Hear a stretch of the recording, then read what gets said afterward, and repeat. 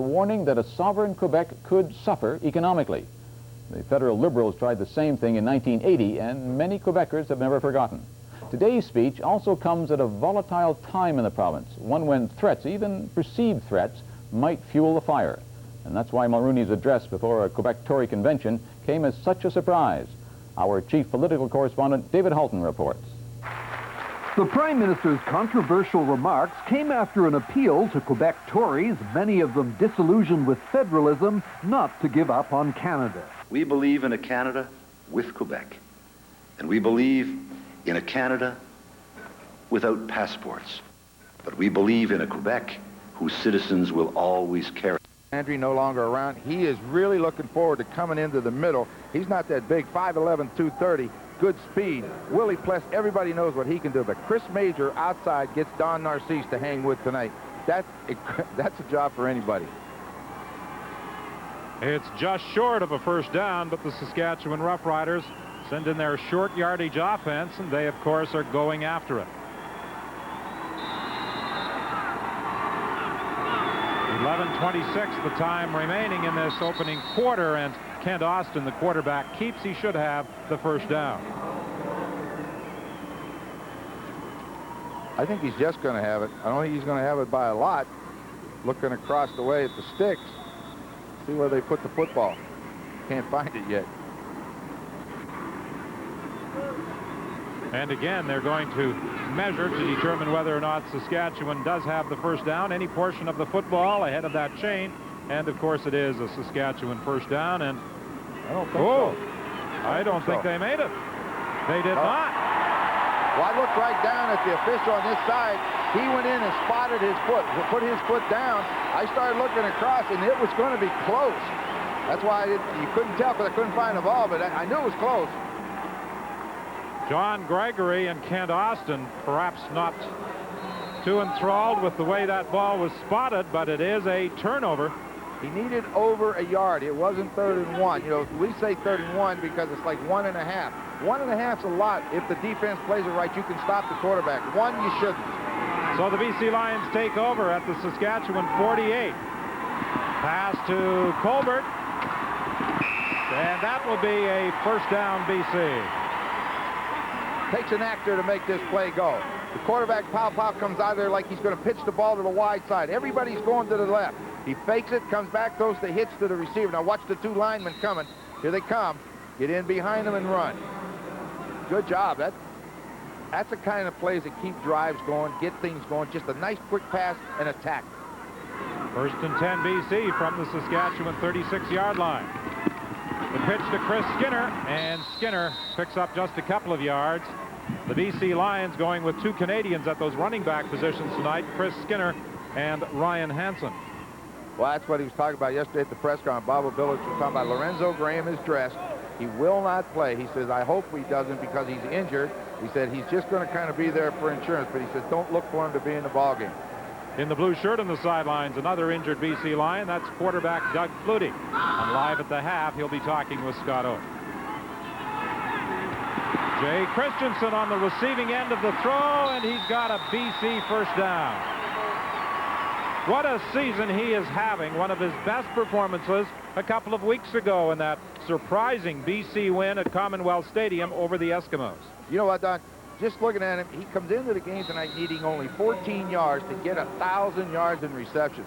He's got to be personally pleased with his season. I know that the BC Lions are at 6'3", a heck of a target inside, really 6'4", but Larry Hogue at 5'7", that's a big size difference. Draw play, Ryan Hansen battles his way to the 7-yard line, another BC first down. Boy, does he come through the hole. They really open up a hole in the Saskatchewan defense, and if he could have just got that foot under, Glenn Suter really just tripped him very lightly, and he went down. He liked to got that foot in there. We say the league average 55%, BC at 54%. They're a little bit below, but you would expect that because of that terrible, terrible start they had. But that's pretty good. They have raised it to 54. Joe Pow looking into the end zone. Touchdown, Ryan Hansen.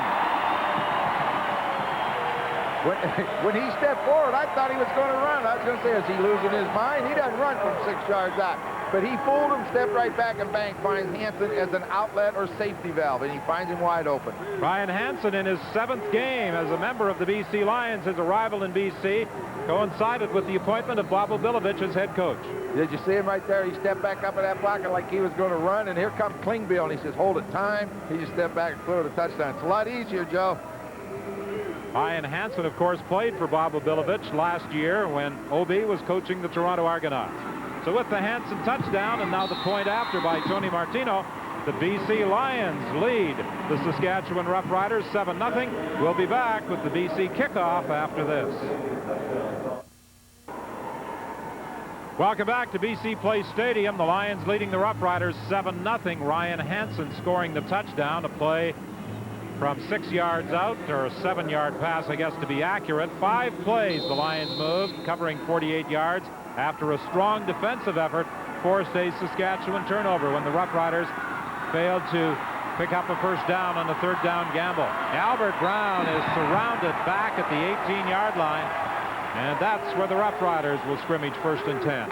Jan Grinchy did a great job covering, and Ryan Hansen's always been a good special teams guy. But all he does on this pattern, he sits in here to block. Pow doesn't need him. He steps right out and finds a hole. Pow finds him. Nobody close to him. And for those who don't remember your geography lesson from a couple of weeks ago, where is Slippery Rock College? Located between Erie and Pittsburgh on Route 79. 1st and 10. Kent Austin looking to the sidelines, and making the catch is Mark Guy, back in the lineup after being out for a spell.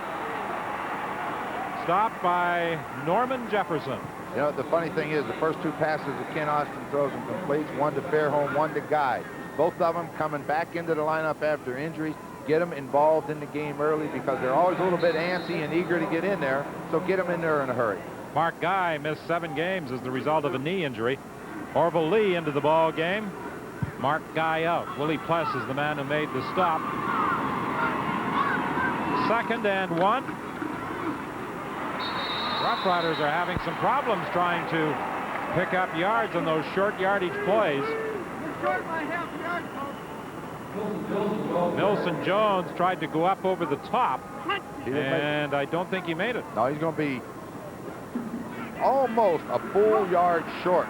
So we'll see what they're going to do here. I think it looks like they're going to gamble. He called the punt team, and they started on the field, and now know they're going to go after it. It's less than a yard this time. Now, this time he should make it if he quarterbacks me. You don't think he'd throw, do you? I don't think he'd throw from this position on the field. Full house backfield. Kent Austin keeps. He may not have made it. He struggled again to try and get up there. It's going to come down to the spot again, but Alondra Johnson did a terrific job at a middle linebacker position. He stepped across there and made contact in the offensive backfield. Let's see where it is. The second critical measurement of this first quarter for the Saskatchewan Roughriders. They didn't make it the first time as they stretch out the chain. I don't think so. I don't think they did it this time either. No. You know, I've seen a lot of quarterback sneaks play, but watch the play by number 44, Alondra Johnson, coming right in the middle of your screen. Look at it. He makes the contact, and that's all the further he can get. And Drawhorn jumps on a pile, but Alondra Johnson just stopped that whole pile right away. Great job for a guy that no one thought could play in there. Well, John Gregory in this opening quarter has gambled twice on 3rd down plays, and both times he has lost. And those 2 turnovers could be very costly. Good defensive work by Saskatchewan's Gary Lewis. He made the penetration initially on ball carrier Chris Skinner. I'll tell you what, Chris Skinner's going to go back and say, don't do that again, Joe. He called a counter play back to the sidelines, and they have a safety blitz coming with Richie Hall from the side you're trying to run. He had nowhere. When he got the handoff, his eyes had to light up because there were 2 white jerseys waiting on him. Watch when he gets the football. There they are, 2 of them just waiting on him. He said, don't do that again, Joe. 2nd and 16. 3 receivers to the left. Pow from the shotgun. Well over the head of the intended receiver. The fans react, thinking that maybe Hunter was bumped on his pass pattern, and he may have been hit by Larry Hogue, but the officials did not throw a flag. Well, he was bumped, but the thing you have to remember is this. That a defensive back is entitled to the ground that he stands on. It's not that the defensive back went to hit him. The receiver, they just collided. So Tony Martino will attempt to add to the BC total. They lead 7-0. He will be attempting a field goal of 42 yards.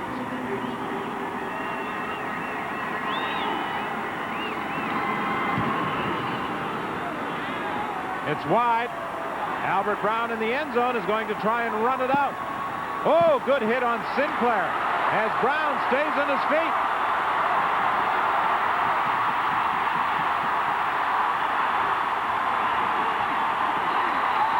And Albert Brown brings it all the way back to the BC 51-yard line.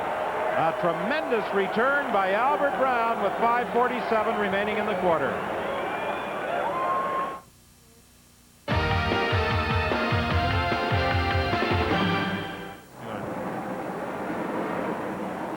Albert Brown leads the Roughriders in punt return yardage with 386 yards. He now picks up 69 on a missed field goal return. Got a key block by Glenn Suter on Ian Sinclair over on the far side. And just a good job of running, just stepping over people. And, you know, Bob O'Bilvey's talked about special teams yesterday and how important they are. He won't be happy with that one.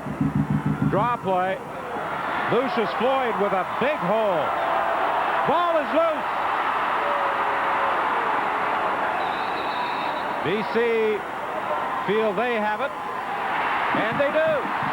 Alondra Johnson may have popped that ball loose after Lucius Floyd had run for almost 20 yards. Alondra Johnson saying, what do you mean I'm a defensive key? I'm the defense. I mean, a great job on the third down, and then he strips this one. They do a great job in the middle. Look at the hole open up for Floyd. He just explodes through it. Gets good blocking downfield, but right there, Alondra Johnson hits him on the side, gets some help from someone else. But that ball comes loose, so 3 times now, Saskatchewan's turned it over. And we still have 5:14 remaining in this opening quarter. 1st and 10, BC. They are at their own 30-yard line. Pow Pow's in trouble. Pardon me, Major Harris in there at quarterback now. Glenn Suter was back defending. And Major Harris has taken over from Joe Pow at quarterback for the BC Lions. Pow said, I'm only good for 10 a quarter. Get me out of there, Coach. Major gets in, look for that big man again. Try to get that ball to 6'4" Christensen. He hasn't had a lot of playing time this year. Doug Flutie arrived in the camp of the BC Lions, and he and Joe Pow have shared the majority of the quarterbacking assignments. Here comes the blitz, and Major Harris goes down. Larry Hogue was coming from his halfback spot, and Harris did not have an opportunity to set up. And that's not surprising that they would go after the rookie. Yeah, you know, we run into Coach Heath today asking if they're going to put the blitz on him, and look at Rasovich. He comes free, gets away from him, but when you see who's all in on the tackle, there, everybody. Klingbeil's there. The other linebacker, Lowe, was coming from the outside. He had nowhere to go. Not surprising. Go after those young quarterbacks because he doesn't see it coming. He can't handle it, and you see the result. Orville Lee on this punt return is nowhere to go and is buried at the 48-yard line. Ken Whitney was downfield to make that tackle after a 28-yard kick by Tony Martino. In case you missed it, the Toronto Argonauts defeated the Ottawa Roughriders tonight. And as a result, the final 2 games tomorrow afternoon in Winnipeg and Calgary take on additional meaning. Pass complete to Mark Guy, but he has nowhere to go. He stopped at the 44. The Hamilton Ticats with an opportunity now to take 3rd place away from the Ottawa Roughriders in the East if they can beat Winnipeg. And the Calgary Stampeders and Edmonton Eskimos battling for 1st place in the West. You see him talking to Coach O'Bilvey's field. The strongest part of his football team is the offensive line. Right there, you see him getting another lesson on how to handle that blitz. Austin lost control of the ball on 2nd and 5. And Derek McCready was there to make sure he stayed down. So again, the Saskatchewan Roughriders will be forced to kick it away, and they were fortunate that they did not commit their 4th turnover of this quarter. Not real sharp. Let's look at it. Austin's fault. He backed out of there without the football. You can't lead until the center snaps it. He backed out of there without it, and just as those hands come out from under Mike Anderson's rear end, that ball come up and it goes free. Tony Hunter is back for Lezecki's kick. It's a direct snap. And the pass is complete to Fairholm. Tony Rice taking that direct snap.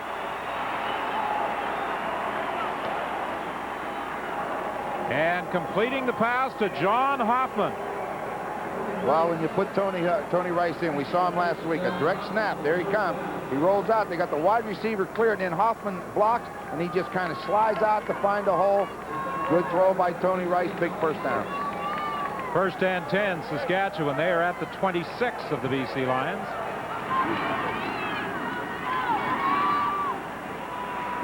Fairholm out of bounds. That should be a first down. Forced out by Norm Jefferson. Lining up the two wide slot backs and wide receivers, both lining up in an I behind one another out wide. One goes in, one goes out. When the corner steps deep, the watch the guy going deep. Fairholm breaks to the outside. Austin finds him. They're happy to get him in. He needs to get healthy down this stretch run. He has had a season plagued by injuries, a hamstring pull that has taken him out of the lineup a couple of times. Kent Austin over the middle to Milson Jones. He's looking for the end zone. Will he get there? Yes.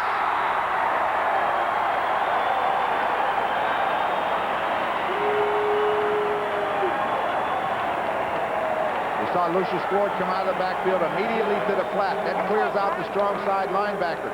Milson Jones just leaks, comes right up the middle, gets in front of Alondra Johnson, and when he catches it, I don't think there's ever any doubt. Watch him. See, Johnson goes out of there. Here comes Milson, right where the strong linebacker left.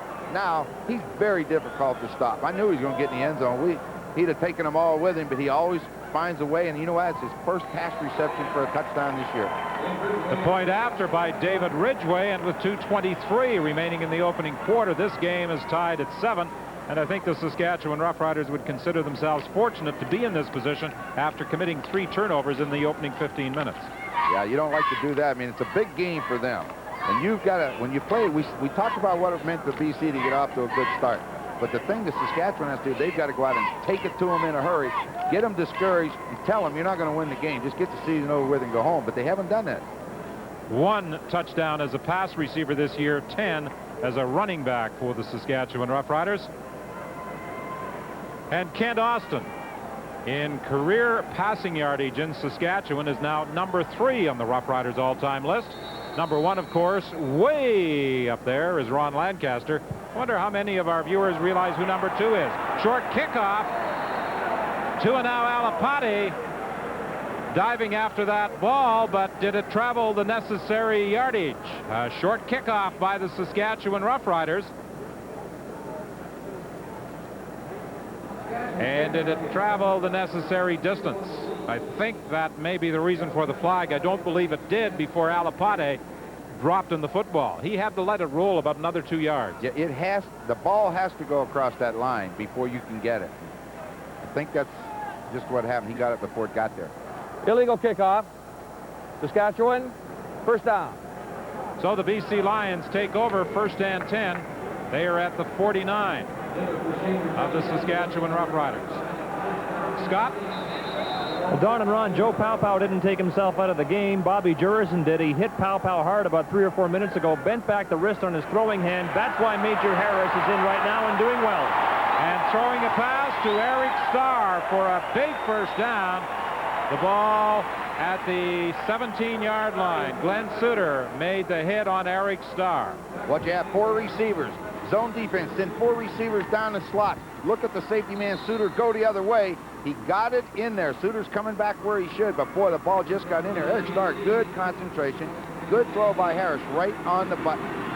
Eric Starr has only played in 1 other game for the BC Lions this season. Draw play with Chris Skinner, and Skinner is stopped by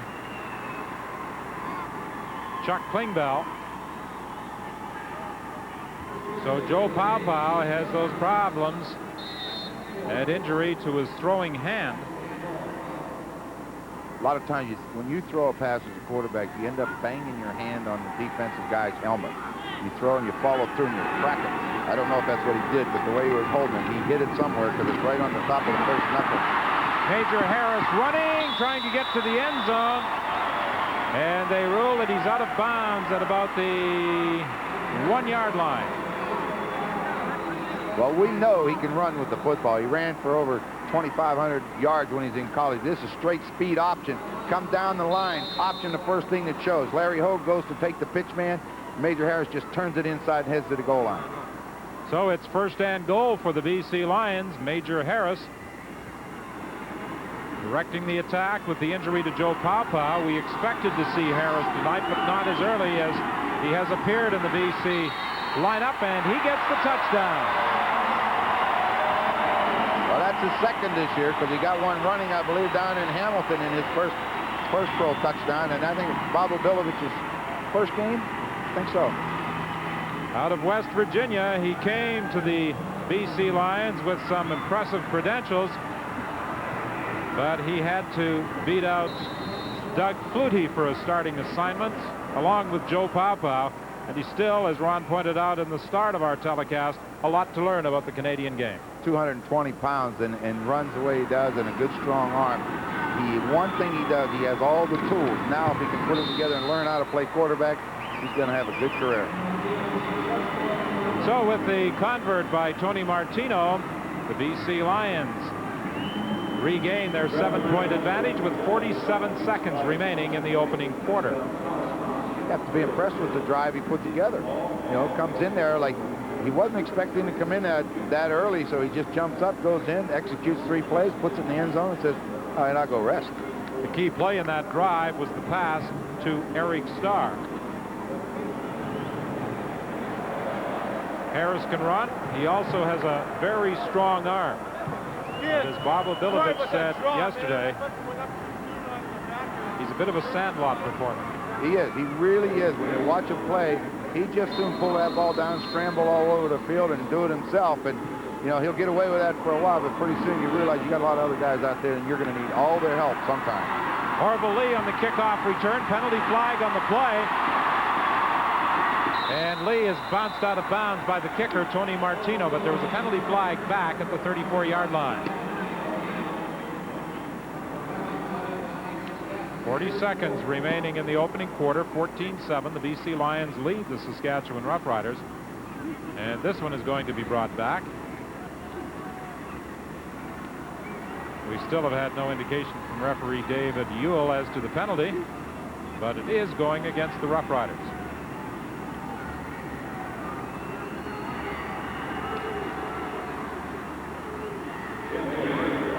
Illegal block. Saskatchewan number 81. First down. Penalty call against Ray Elgard. And John Gregory can't be happy with what has happened in this opening quarter, particularly the turnovers. Ray Elgard guilty of pushing Ryan Hansen in the back. Kent Austin is forced to scramble. He can't throw it. He runs it out of bounds. Forced to the sidelines by Chris Dunn. You know, Don, we talked about Bob Obilovich saying that the strongest part of his club is his offensive line. He says the weakest part he's found has been the pass rush. They only have 30 sacks, which is the lowest in the CFL. He said this is the place that they've got to improve. He's got some new people in there tonight. Dunn, we haven't seen him yet this year. Tony Simmons just joined them this year. McCready's more or less a rookie. He was on the roster last year, but he was hurt. And Wise, it's his first year, so this is where he's looking for the improvement. 2nd and 8, and Donald Narcisse keeps his string intact. Rick Ryan putting the hit on Narcisse, but he made the catch up at the 37-yard line. He has caught at least one pass in every game the Rough Riders have played this season. And that is the final play of the opening quarter.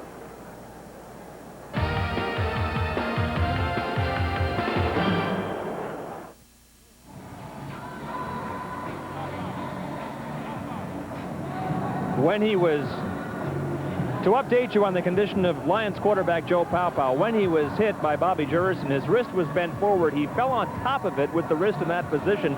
It's badly sprained. The Lions medical staff tell me they've all but ruled him out of returning to this game tonight. And I can tell you one thing, with that ice pack on his hand, he obviously cannot throw the ball. Don?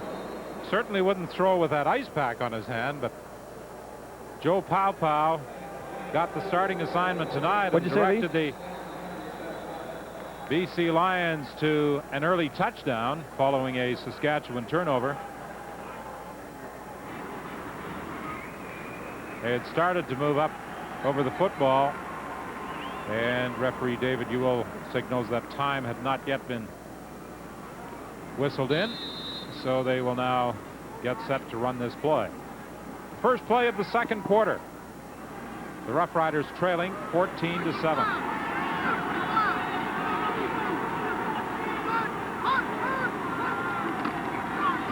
Draw play.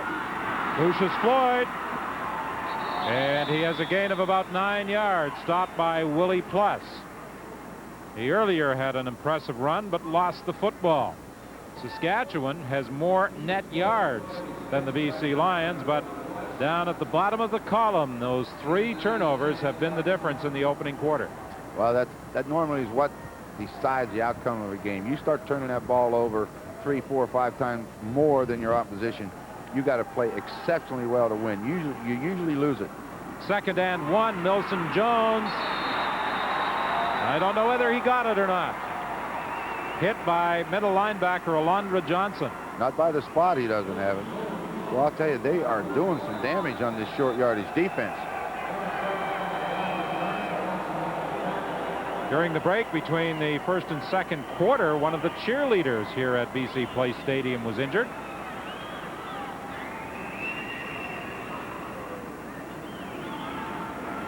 However, I think she'll be returning. Joe Paopao probably won't.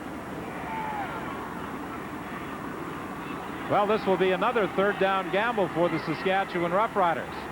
Can the BC Lions stop them 3 times in a row? You know, most people think that 3rd down gamble is automatic, but it certainly hasn't been tonight. No, it really hasn't, and it's a little bit surprising because, you know, you think of Saskatchewan's offensive line is a strong offensive line. Supposedly the weakness of the BC Lions is the defensive line, but so far it hasn't proved that way. Kent Austin keeps. This time he should have it, but again, it's going to be pretty close. It's wherever they spot that football. That offensive line's coming out low and hard, but what's happening is the BC linebackers, when the offensive line's going down to block, they're coming right in off their shoulder pads, and they're hitting Austin. They're going to measure this one again. I think he's got this one down. But not by much.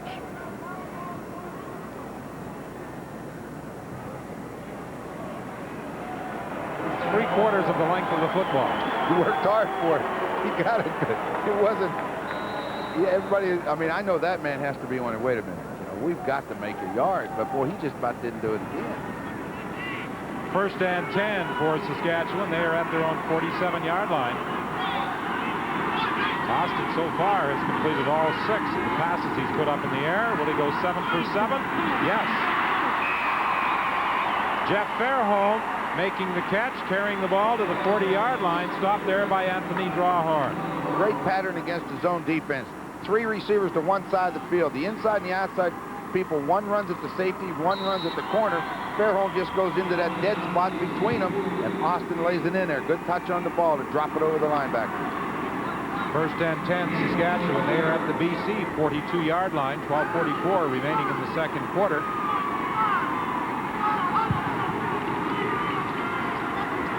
Austin going deep for Donald Narcisse. He can't catch up with it. And that's the first pass that Austin has missed tonight. I mentioned earlier that Austin is now number 3 on Saskatchewan career passing yardage. Ron Lancaster is number 1. I asked earlier how many of our viewers might know who number 2 on the list is. Well, it's Frank Tripucka. And this might come as something of a surprise. The quarterback that Austin passed to move into number 3, Joe Paopao. I was a little surprised. You know, I didn't realize Joe was there that long. He had a great year. 2nd and 10 from the 42-yard line.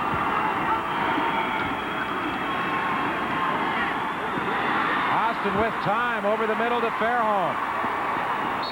Fairholm's been a favorite target tonight. Willie Pless was there to make the tackle. And how happy the Roughriders are to have Jeff Fairholm back in the lineup. Well, you know, you think when you put 4 receivers to one side of the field, and it's Fairholm and Elgard and Lucius Floyd and Don Narcisse. I mean, that is 4 excellent receivers. And we saw one of the problems that Bob Obilovich was talking about. Austin had way too much time to stand back there and allow these receivers to find holes, and that's going to happen. If you give the quarterback that much time, he'll find somebody open.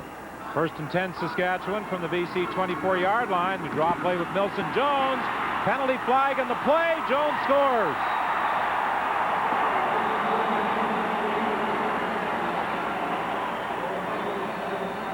Penalty flag. It looks as though it's against Offside. BC. BC number 78. Decline. Touchdown. Dietrich Wise, the defensive end, moved prematurely, so the touchdown run will stand. A 24-yard gallop by Milson Jones, and with the point after upcoming by David Ridgway, this game should be tied at 14. Look at the job. You saw the center handle his man, and we saw number 44 all day come right around and block on number 44, Alondra Johnson. And when Milson Jones gets that far into the secondary without being touched, you're not going to stop him from getting 8 yards.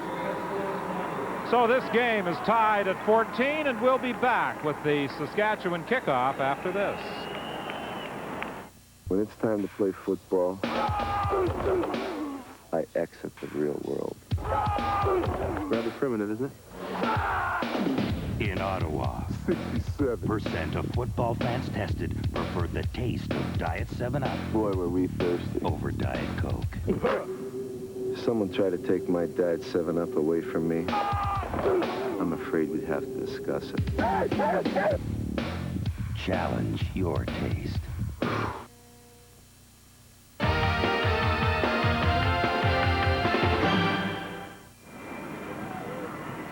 The Roughriders moved 95 yards in 9 plays as Milson Jones scored his 2nd touchdown of the game. The first was the result of a 7-yard pass. Colbert on the kickoff return. Stopped at the 36-yard line. Orville Lee was there to make the tackle after an 18-yard return. Down on the sidelines, let's bring in Scott Oak. Well, Don Ryder, general manager Al Ford, feels a whole lot better about this game now than he did early in the first quarter. Al, your raison d'etre late in the season is to get a playoff game at Taylor Field. It's unfortunate your fate is not in your own hands with respect to that. Well, it's very important for us to have a game, to have a great game for our fans back in Regina, and for all those fans across the network that want to get one of our championship jerseys. The auction's next week, so make sure you call us. Way to sneak in the plugs, Al. All right, good luck. Major Harris is going to air this one out for Tony Hunter. He can't catch up with it. That is a strong throwing arm. It's only around 75 yards. You know, I was trying to count it up there real quick. I guess I'm not smart enough or quick enough. I know this. It was a long way. Well, he was down in the vicinity of the 15-yard line and was throwing from his own 30. That's about 75 yards. I mean, it was out there. He could have just had it over to his right just a little. He caught that football. That was a heck of a throw, a heck of an effort.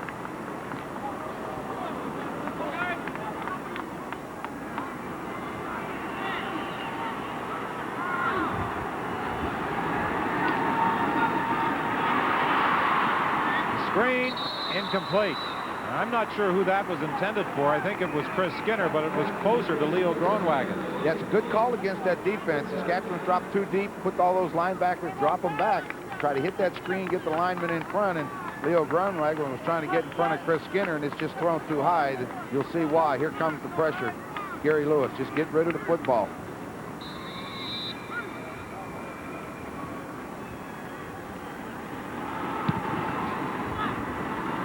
Orville Lee waits for the 3rd down kick. Penalty flags on the play again as Lee fights his way up to the 54-yard line. He's stopped there by Carl Coulter with 10:26 remaining in this first half. Well, I talked earlier about the passing yardage of Kent Austin moving into the number 3 position in the all-time list. This man, 46,710 yards as a member of the Roughriders, and Austin's total coming into the game 10,213. He's got a long way to go, Mr. Lancaster, to overhaul you. Well, you know, he enjoys playing and wants to play forever. Go ahead and do it. That's the first pass they have thrown to Ray Elgard tonight, and he took a pretty good hit from Nico Perkins as he went out of bounds. But there's a penalty flag on the play, and it's being assessed against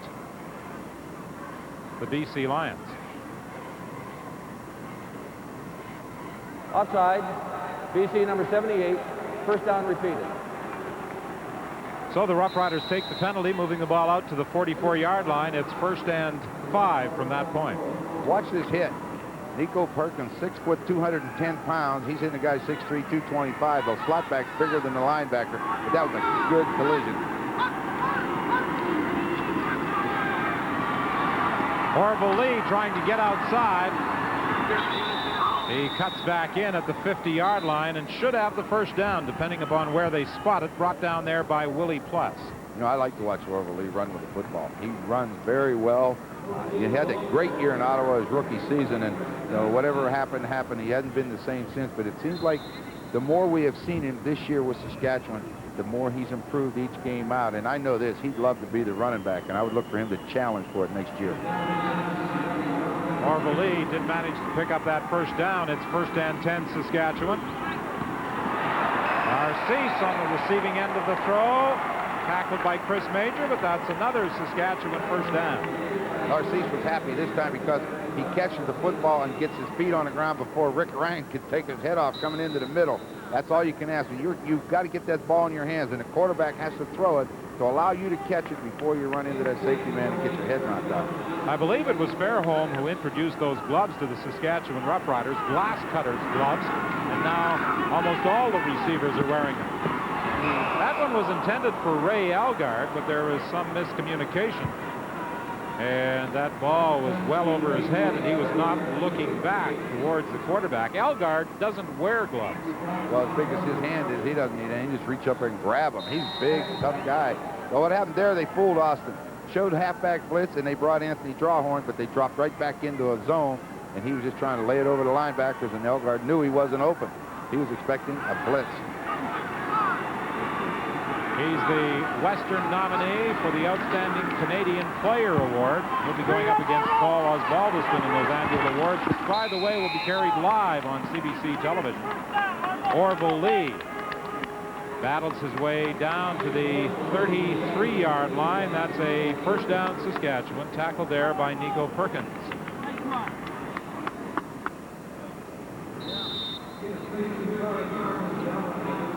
Watch Orville Lee. Watch him catch his football. Watch the quickness in the feet once he catches it. This is all we're looking at is the quick feet.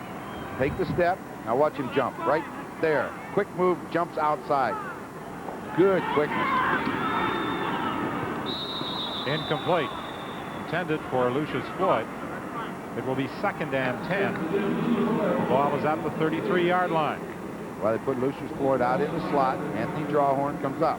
Drawhorn fires. We do this every week. We talk about this. He fires. When he fires, the guy has to look. Lucius Floyd did not look, and Austin threw the ball right where Drawhorn left. He should catch it. 7:37 remaining in the half. 2nd and 10 Saskatchewan. They are going with the shotgun formation. 4 receivers to the left. Fairholm with another fine catch over the middle. He's been a favorite target and a favorite pattern for Jeff Fairholm. Almost all of the throws to Fairholm have been in the same area of the field.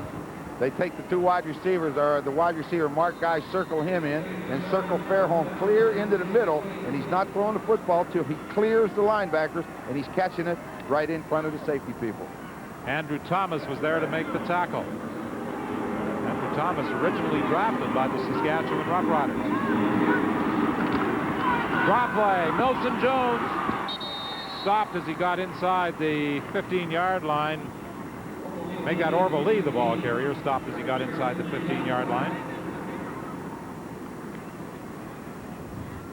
Talking about Andrew Thomas being drafted by Saskatchewan, Bob O'Villers spent a lot of time talking about him yesterday at the press conference, how impressed he is with his play. He feels he can be the starter back in there, and he says, this game, you know, he had a good game last time out. He said, this is going to tell him a lot on what he has to recruit for next year. 2nd and 5.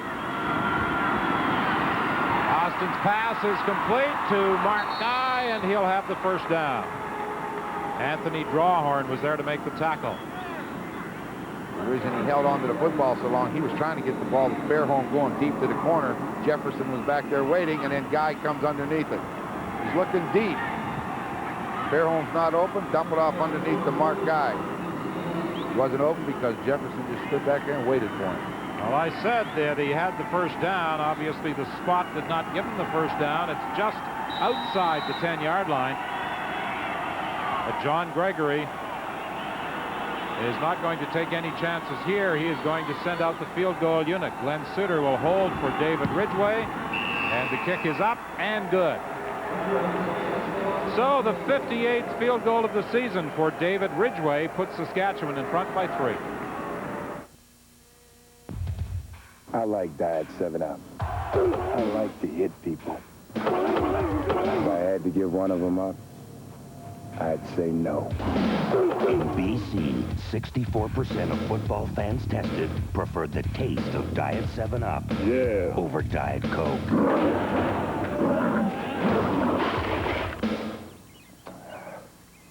I'm really very nice.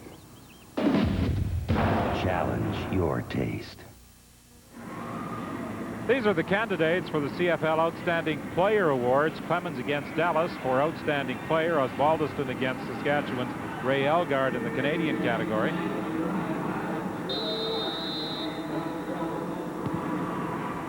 And we'll be carrying that show presentation of the awards on November 22nd at 9 o'clock across the country. Chris Walby, a former winner, against the BC Lions' Jim Mills for top lineman honors. Greg Battle of Winnipeg and Stuart Hill of Edmonton in the defensive player category. And the Rookie of the Year will be contested between Reggie Barnes and Lucius Floyd. And Ron Lancaster and Brian Williams will be hosting the award show, 9 o'clock, November 22nd. Major Harris has got some tremendous moves. There's no questioning his running ability. Finally brought down by Eddie Lowe. Well, they left a big hole in the middle, and he wasted no time getting through it. Straight uphill. Watch how fast he comes in. Pass blocking, has his look, doesn't like it, but look at the hole that he finds. And he shows some quickness right here. Watch him jump outside. Here he goes. Right outside Rasevich. Has to get tackled by Lowe from behind. A good run. 1st and 10 from the 53. He throws it over the middle for Ryan Hansen. The ball comes loose, but the BC Lions' Leo Groenwagen gets it back. Showed a pretty good arm getting rid of the football. This is the kind of the touch football aspect that Bob Obilovich was saying. As he starts to back out of there, keep from being sacked, he just comes over the top, just kind of loops it like a hook shot over to him, and then Hansen catches it. Lowe knocks it out of his hands, but Groenwagen's there. But that was a surprising way to throw a football. 2nd and 4 for the BC Lions. Tony Hunter is wide open at the 40-yard line, and Albert Brown stops him at the 38. Stood in there that time against the halfback blitz. Looks like they decided it's time to go after him some more. He saw it coming. He read it well, and he threw it well. Look, here comes Glenn Suter from the outside. He steps in, makes the throw, takes the hit. Look how wide open Hunter is.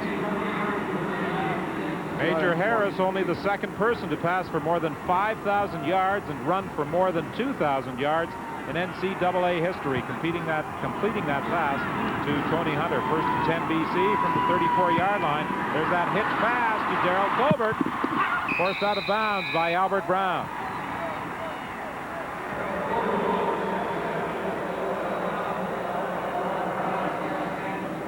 They'll probably try and take advantage of that particular pattern as long as Albert Brown is playing Colbert rather soft. Hey, you're going to lay off of him, and you get the ball into a receiver with good speed and good hands. It's one-on-one outside. All you have to do is beat him, and you're going to pick up 8 or more. They'll go to work on him.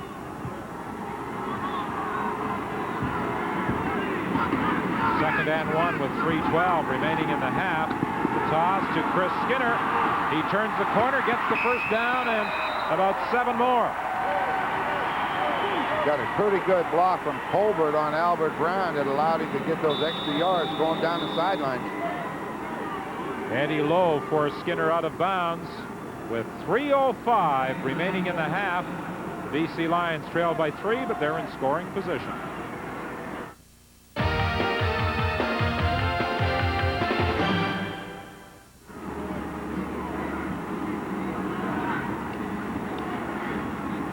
(17-14) Saskatchewan leads BC, but it's 1st and 10 BC at the 15-yard line.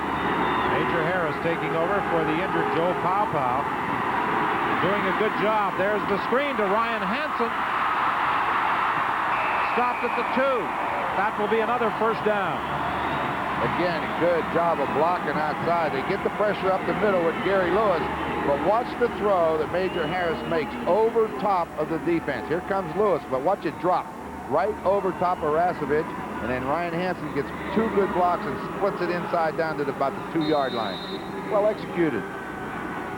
First and goal, and the BC Lions are shuffling plays in and out of the lineup. Jan Carinci and Eric Starr taking turns. Major Harris will score. You can tell he's run that option a few times, can't you? I mean, he take that ball and he looked down the line of scrimmage, took 2 steps, and the middle linebacker and everybody ran out of there. He just stopped, walked right up the middle. Like he said, I've done this 1,000 times. He faked as though he may option to Chris Skinner, and then he just stopped, put on the brakes, and cut back. You know, he's got to go till something shows. Nothing showed. He didn't have the pitch because they took that away. He just planted that left foot and walked right into the end zone.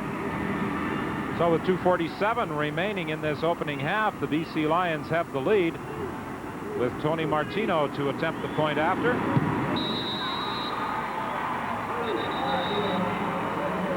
And it's 21-17. The BC Lions in front of the Saskatchewan Roughriders. The last time these two teams met at Taylor Field, the Roughriders had to stage a comeback on September 30th for a 37-34 win. Previous time they met at Taylor Field, BC won 32-30. See, when he looks outside, he knows the pitch man's gone, so what he looks for is somewhere to turn up the field with the ball, because he knows he's going to have to run it. So as he turns his head and he starts to look, he says, whoa, what is this? You can't believe it's that open. He just walks in there, nothing to it. He has scored 2 BC touchdowns tonight. And during the course of the game, I'm sure Bob Obilovich will be giving him a lot of help in his play selection. Well, I think it's good, you know, for him to do that, because he's probably telling him what he has to look for, why it's successful, why it isn't, and this is what he needs to learn. That's what he was talking about yesterday. This is Orville Lee on the kickoff return, stopped up at the 42-yard line. As the Riders send in their offensive unit, let's bring in Scott O. Don, the Ottawa Roughriders haven't been in the playoffs since 1985, and to get there this year, they now require serious assistance from Winnipeg. On Live at the Half, we'll have highlights of Ottawa's loss to Toronto, and CBC's Mark Lee will speak to the Riders' head coach, Steve Goldman. And we'll be joined live by BC quarterback Doug Flutie. We'll get his impressions on his first CFL season. 1st and 10, Saskatchewan at the 41-yard line. Kent Austin to Donald Narcisse. Gain of about 5 or 6 yards before being stopped by Andrew Thomas.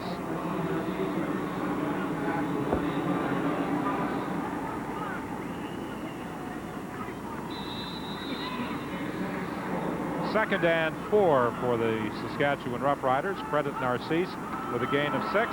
Low snap, the handoff to Lucius Floyd, and he isn't going anywhere. You have the bad snap. The ball was fumbled. That allows them to get inside. You saw about 3 of them in there. Derek McCready, Willie Pless was there. You know, nowhere to run. That's a timing thing. When those linemen pull, the back has to have the ball in his hands and be with them. And because of the fumble, he couldn't get to them. Mike Lazecki comes into the ball game for this 3rd down punt, standing at his own 30-yard line.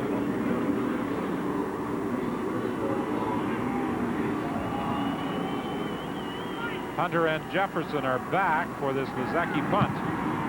Good kick. Hunter retreats to his own 15. And Hunter brings it back to the 30. A return of 15 yards for Tony Hunter, tackled by Jeff Treflin. 1:58 is the time remaining in the half. 21-17, the BC Lions lead the Saskatchewan Roughriders. I'll get a chance now, too, to see if Major Harris can execute that 2-minute offense. Minute and 58 seconds, the ball on the 30-yard line. A lot of time if you know what you're doing. We'll see how well he's paid attention in practice at this aspect of the game. Goldberg comes wide to the left. There's the draw play.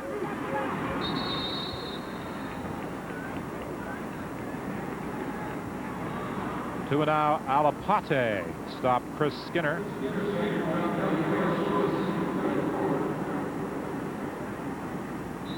Pickup of 4 yards. It will be 2nd and 6. There you see Jan Carinci into the ball game for the BC Lions. He and Starr have been running something of a messenger service to help Major Harris call his plays. That sideline pattern intended for Tony Hunter. It's short of the mark, and the BC Lions are forced into a punting situation with 1:35 remaining in the half. That's the right place to throw it. He had the receiver open, but that's also a very difficult pass to throw. You go back just on, look how close the ball is to the hash marks, close to the hash in the middle, and throw that out to the wide side of the field. That ball's in the air a long way. You just didn't get it out far enough. Orville Lee waits for the kick at the 45-yard line. He gets a couple of blocks and brings it back to the BC 45-yard line. Stopped there by Carl Calder. I've been kind of watching the BC special teams. Bob Babilovich spent an awful lot of time talking about that yesterday at the press conference. Said he's very concerned about his punting. He's not getting the punts downfield far enough or high enough. I agree with him. I mean, the job they're getting tonight from their punting is not good enough. The ball's not deep, and it's low, and they're being returned. Like right here, 31 yards, and it's returned 20. You can't do that. And he knows it.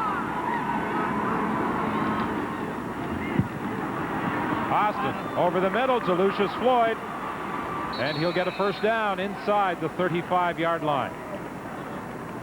1:20 is the time remaining. Still plenty of time for the Saskatchewan Roughriders to push it into the end zone. Oh, yeah, Ken Austin, he understands the hurry-up offense. Look at him. He looks. Look at Lucius Floyd. Now, watch all the quickness. What, tries to go left, tries to go right. When you can't do that, pick out the 2 tacklers and split them. Try to get the head and shoulders between them. They can't get real good hits on you then, and you just hit them, go to the ground. From the shotgun, Austin looks over the middle. Incomplete. Penalty flag as Jeff Fairholm was interfered with by Chris Dunn. Babilovich doesn't like that call. Forward pass interference. BC number 92, first down. Well, let's take a look at it. We'll get a good look at it from the end zone. Head kind of right at the bottom. I don't know if I like to see it. I'll tell you what, questionable. I think Dunn got a hand on that ball. Yeah, well, the reason I didn't like it, the guy that's on the sideline called it, and there was 2 officials right around the play. They didn't call it. That's what I don't like. End zone pass. It's intercepted. Perkins comes up with it after it was deflected. Intended for Ray Algard.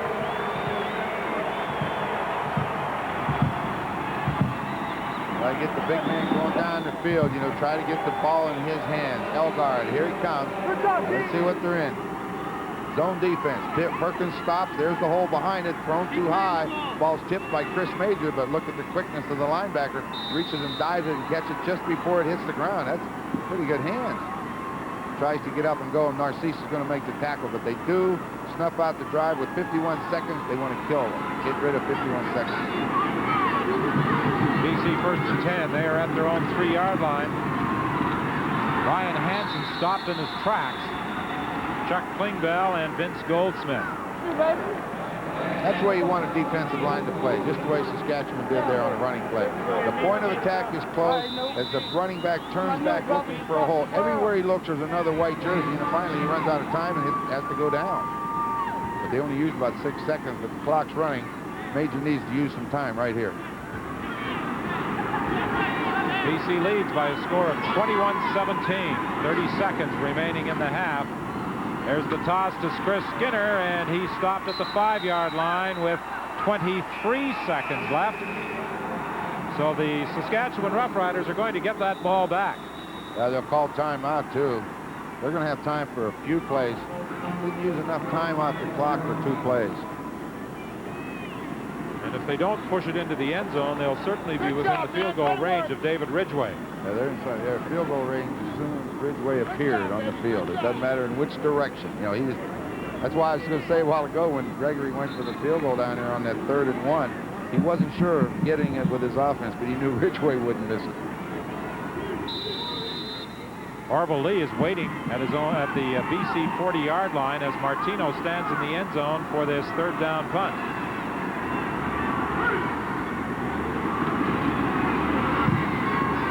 Better. Nice height. Lee at the 50-yard line, diving forward to the 47 with 12 seconds remaining. Much better punt that time, and as a result, you get good coverage. He hit the ball in the end zone, it went up, it hung in the air, and allowed him to come down. They don't get much of a net return on that one, and that's what you want as a coach.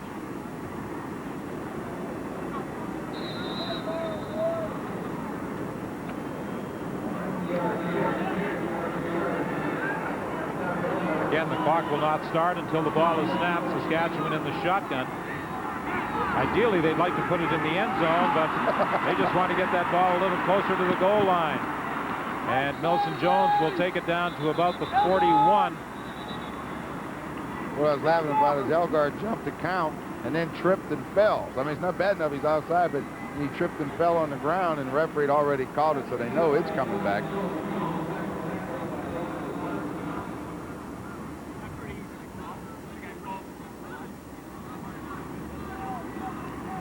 I think you take the penalty here. I'll tell you why. Otherwise, they're in field goal range. I think you got to take the 5 yards. Even though the clock won't start till the snap, then you got to get them out of field goal range. They may be out here. I'm not sure yet. Saskatchewan number 81. First down repeated. Well, that was kind of a humorous scene with Elgard slipping as he jumped the count. Everybody will laugh but Elgard.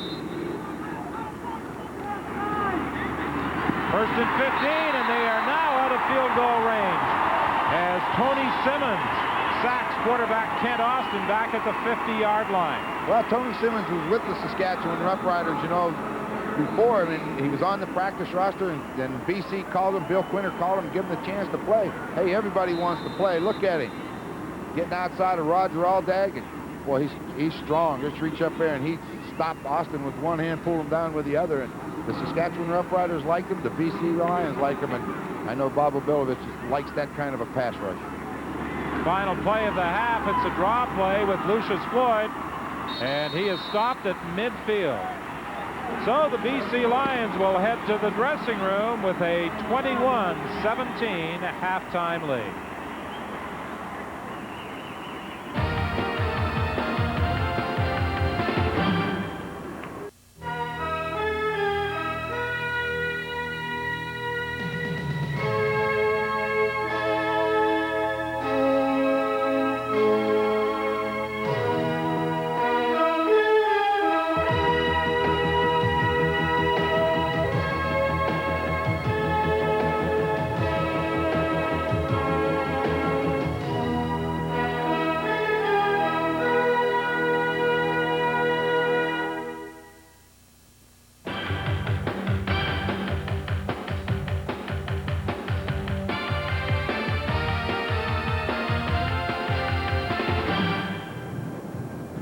Welcome to Live at the Half from BC Place, where the Grey Cup champion Roughriders are trying to complete the first half of the combination that would see them finish second in the West. Meanwhile, in Toronto tonight, the Roughriders from the East had a chance to confirm third place and wrap up the final playoff spot in that division. But Mike Clemens, the outstanding player in the East, was all too much for Ottawa.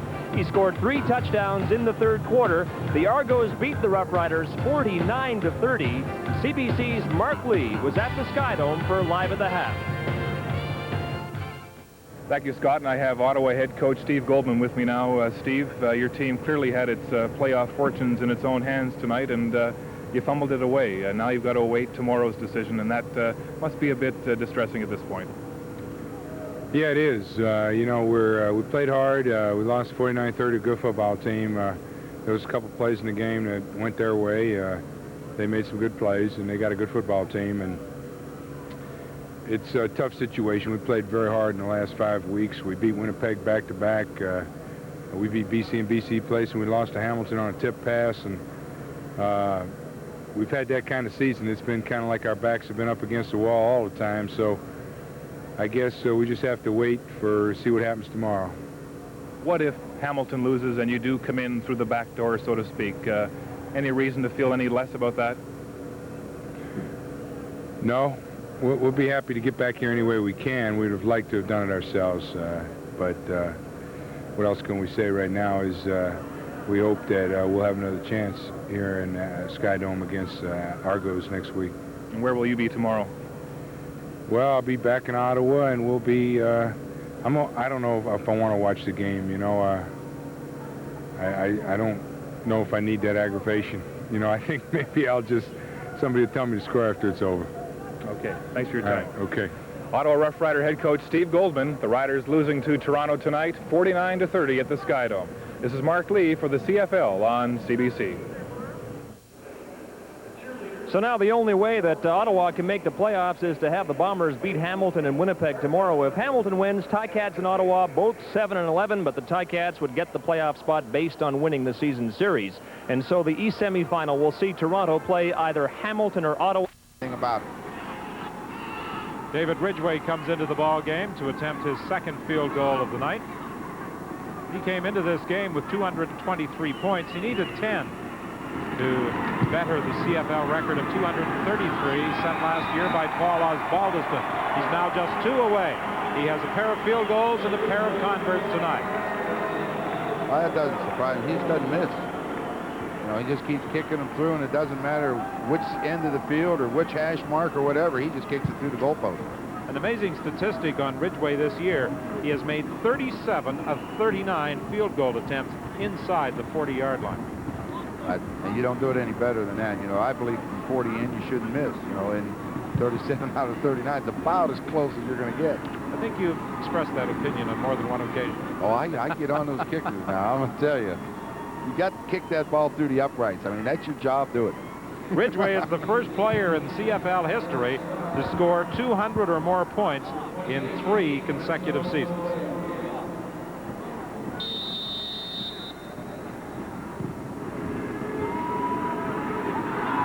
Lorenzo Graham, who started the game as the designated import, on the return, bringing the ball out to the 38-yard line.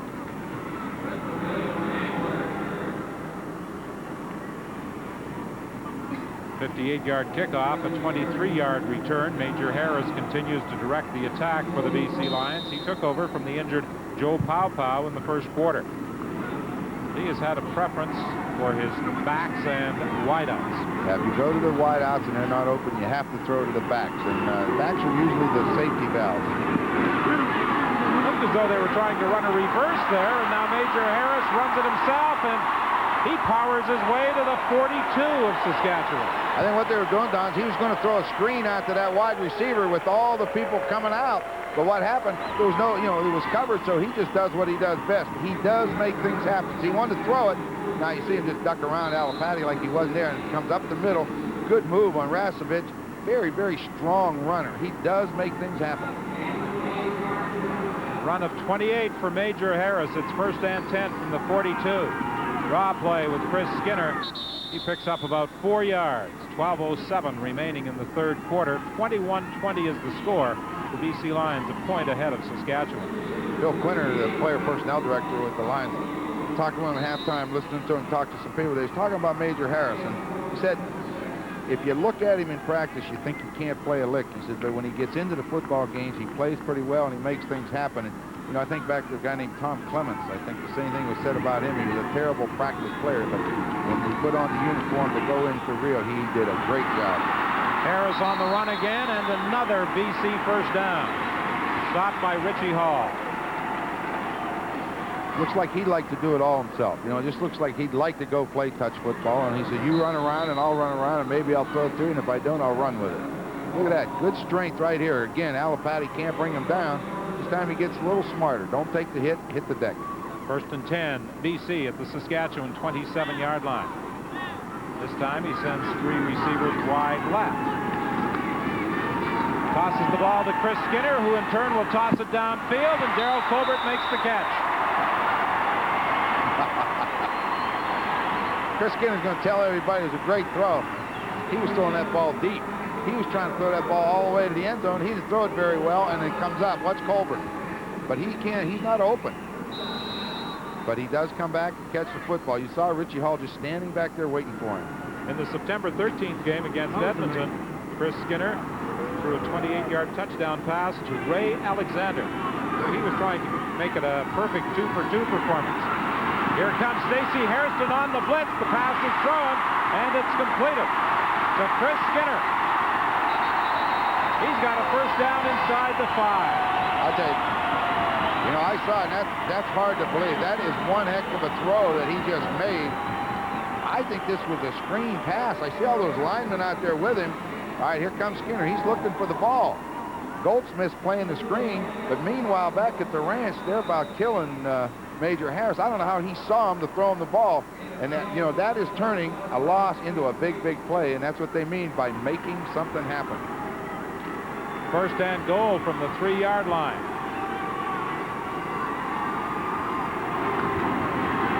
This is Major Harris looking into the end zone, throwing complete to Ryan Hansen for the touchdown. Putting on quite a show, isn't he? That was run. When he came out from behind that center, he was going to run.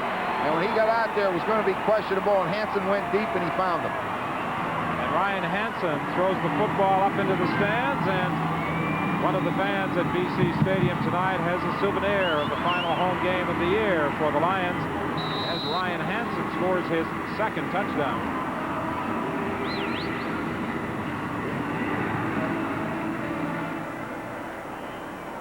Hansen was originally drafted in the CFL by the Winnipeg Blue Bombers, traded to the Toronto Argonauts, and subsequently sent to the BC Lions this year. And the point after is added by Tony Martino as the BC Lions now lead by 8. We'll be back with the BC kickoff after this. The Lions moved 70 yards in 6 plays, with Major Harris finding Ryan Hansen in the end zone for his 2nd touchdown of the game. Got running to his left, running to his left, got his feet going left, turned those shoulders square, and threw a strike in the end zone. That's a pretty good throw. Orville Lee will try and give the Roughriders field position with this kickoff return. He loses the ball, but he was out of bounds up at the 40-yard line before it was pulled away from him. On the sidelines, let's bring in Scott Oak. Don, the CFL's all-time leading scorer, Lou Pasaglia, has finished the season on the injured list, and now you've got 8 months to decide if you want to come back and add to those record totals. What's your thinking? Well, right now I feel like I want to come back, but then again, we've got a new coach, and we'll see what he wants to do. I feel most of the year I played pretty good. I had maybe 1 or 2 games that I'd like to take back and redo, but you can't do that in this game, and you just go out there and do the best you can. And I'm looking forward to coming to camp next year. Well, Obi told us yesterday that he wants you back, so we'll assume we'll see you back. Should I maybe be an agent, do you think? Well, I've got one more year on my contract anyhow, but I assume this will probably be my toughest camp ever, because I'm sure they're going to be bringing in a few young guys. And, I came into the league being lucky, being in the right place at the right time. I'm just going to go there and do the best I can. If somebody younger comes along and beats me out, so be it. But I can see promise in the organization, and I'm looking forward to 1991. Well, there you go. In 30 seconds, I got you talking like you're coming back. Congratulations on an outstanding career to this point. Hope it continues, Lou. Thank you very much. Don? I don't think there's much doubt that Lou Pasaglia will be back next year. Bobber Vilovich certainly wants him, and Bobber Vilovich wants more defensive play such as that from Derek McCready. Derek McCready's coming into his own. He was drafted #1, first-round draft choice by the BC Lions a year ago. An injury messed him up a little bit, but if you can get him playing all the time, he's a big, big man, and that's what they need out of him. He's got the size, the speed, and the quickness. 6'5", 265 out of Ohio State University. Good defensive lineman. Tony Hunter is the lone man back for this punt by Mike Lezecki.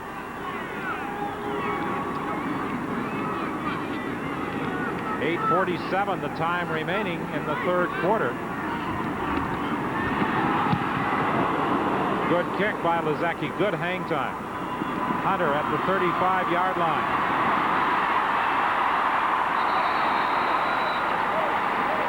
A Good run back of 17 yards to the 52, where he's tackled by Jeff Treflin.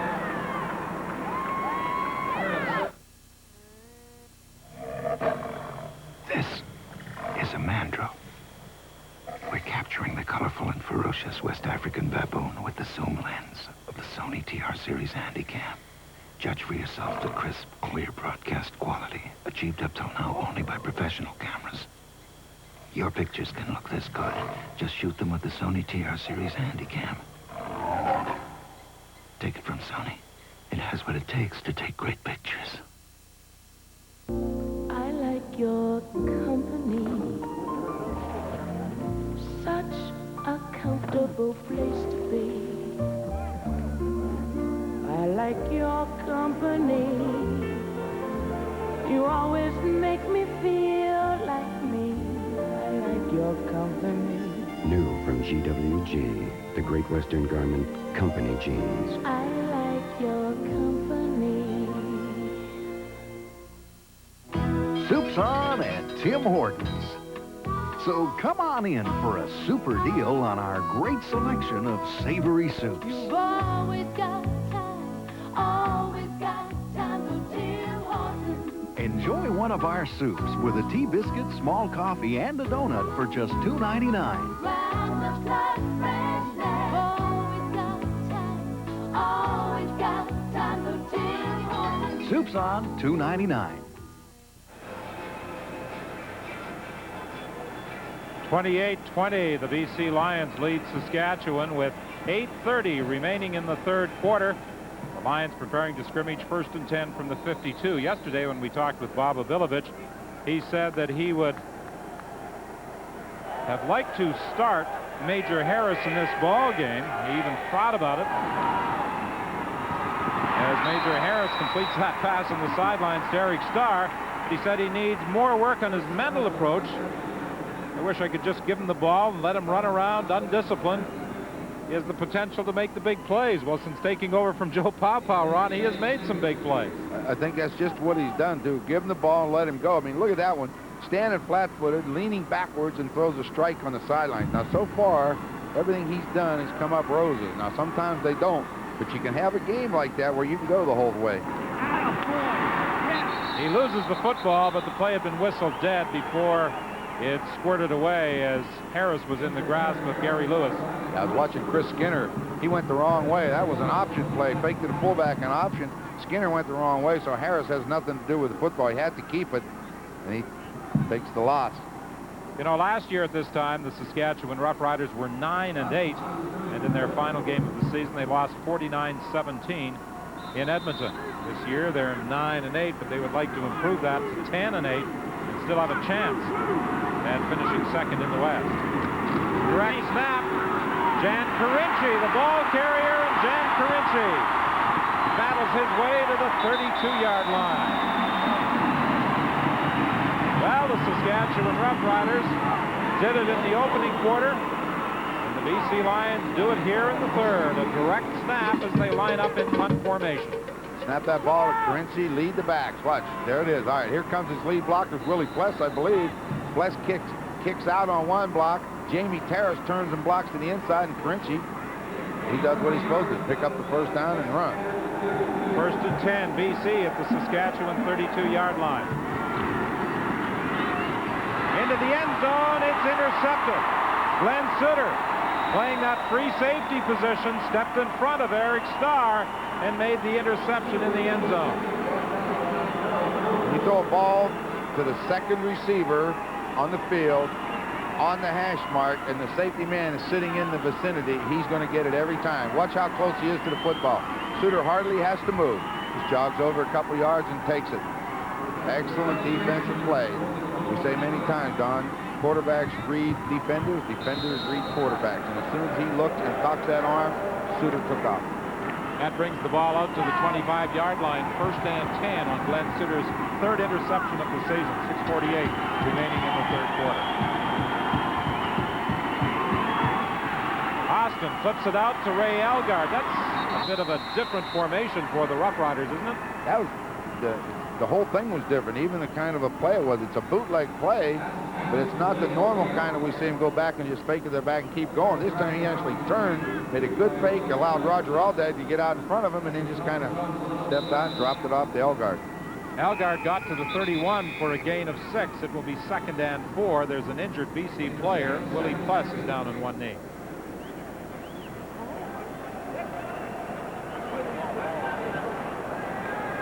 Willie Pless has had an outstanding season for the BC Lions since being acquired as part of the trade for Matt Dunnigan. Tomorrow afternoon, we'll be at Winnipeg Stadium as the Blue Bombers entertain the Hamilton Ticats, and with that 49-30 win tonight by Toronto over Ottawa, Hamilton, with a victory, could take 3rd place from the Ottawa Roughriders in the East. The Winnipeg Blue Bombers, of course, have already clinched 1st place in the East. The Bombers lost a home-and-home series over the past 2 weeks to the Ottawa Roughriders. They would certainly like to head into the playoffs on a winning note. Well, there's a couple things, you know. Everybody says, oh, the first place team's got it made, they're not going to play hard. No, that's not true. Number one, as you mentioned, they've lost 2 in a row. Number 2, they've got a break coming next week. They've got to start to put things together, play football like winners to go into that final that they're going to have in Winnipeg with the proper mental attitude, and that is as of a winner of the last time out.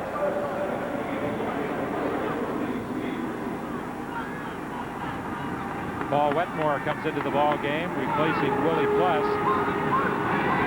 2nd and 4. The toss to Lucius Floyd, turning the corner, trying to get the 1st down, and it appears as though he's got it. He had to get beyond the 35-yard line, and he did before being stopped by Nico Perkins. Further to that Winnipeg situation, they had an interesting week in practice. Rod Hill and Burton Cummings getting into a bit of a punch-up that erupted several times before it was finally stopped. It sounded like a heck of a deal. At the end of practice, all the players gather around and form a little ring, let them go. Usually doesn't happen that way, but I guess after 4 or 5 times, you may as well finish it. 1st and 10, Saskatchewan. Ball between the 35 and the 36. Kent Austin throwing deep down the sidelines. Incomplete. It was intended for Lucius Floyd. Good coverage over there by Chris Major. When Floyd turned down those sidelines, Chris Major was sitting back there waiting on him. All he does is pin him to the sidelines and turn and look at the football. Nowhere for Floyd to go, and no way Austin can complete it. 2nd and 10, 5:22 remaining in the 3rd quarter. This is an area where the Roughriders haven't had a great deal of success tonight. 2nd down conversions. They're just 5 in 14 attempts. They haven't had much success in some 3rd down conversions either. No. Austin gets the pass away. Ray Elgard won't get the 1st down, not even close. No, they're about 10 yards short. I think really Elgard was a blocker on that play. He comes back in, he sits in there and takes a rush if it comes. Then if Austin gets in trouble, he'll just kind of escape to be a safety valve. But when you throw that, he needed 10, and he still needs 10, so he didn't get any yards. I wonder if Murray Peasant, reflecting back in this season, wishes he had made the change earlier than he did. Yeah, about last May. He brought in Bob Abilovich, of course, to take over and run the football operations here. Joe Kapp had fired Larry Kuharek, and then, of course, Kapp was dismissed as general manager. And since Abilovich arrived in the scene, he's brought some stability to the organization, and they have played much better football. 4:26 is the time remaining. Norman Jefferson putting the ball down at the 45-yard line. A national tradition, November 25th, the Grey Cup on CBC.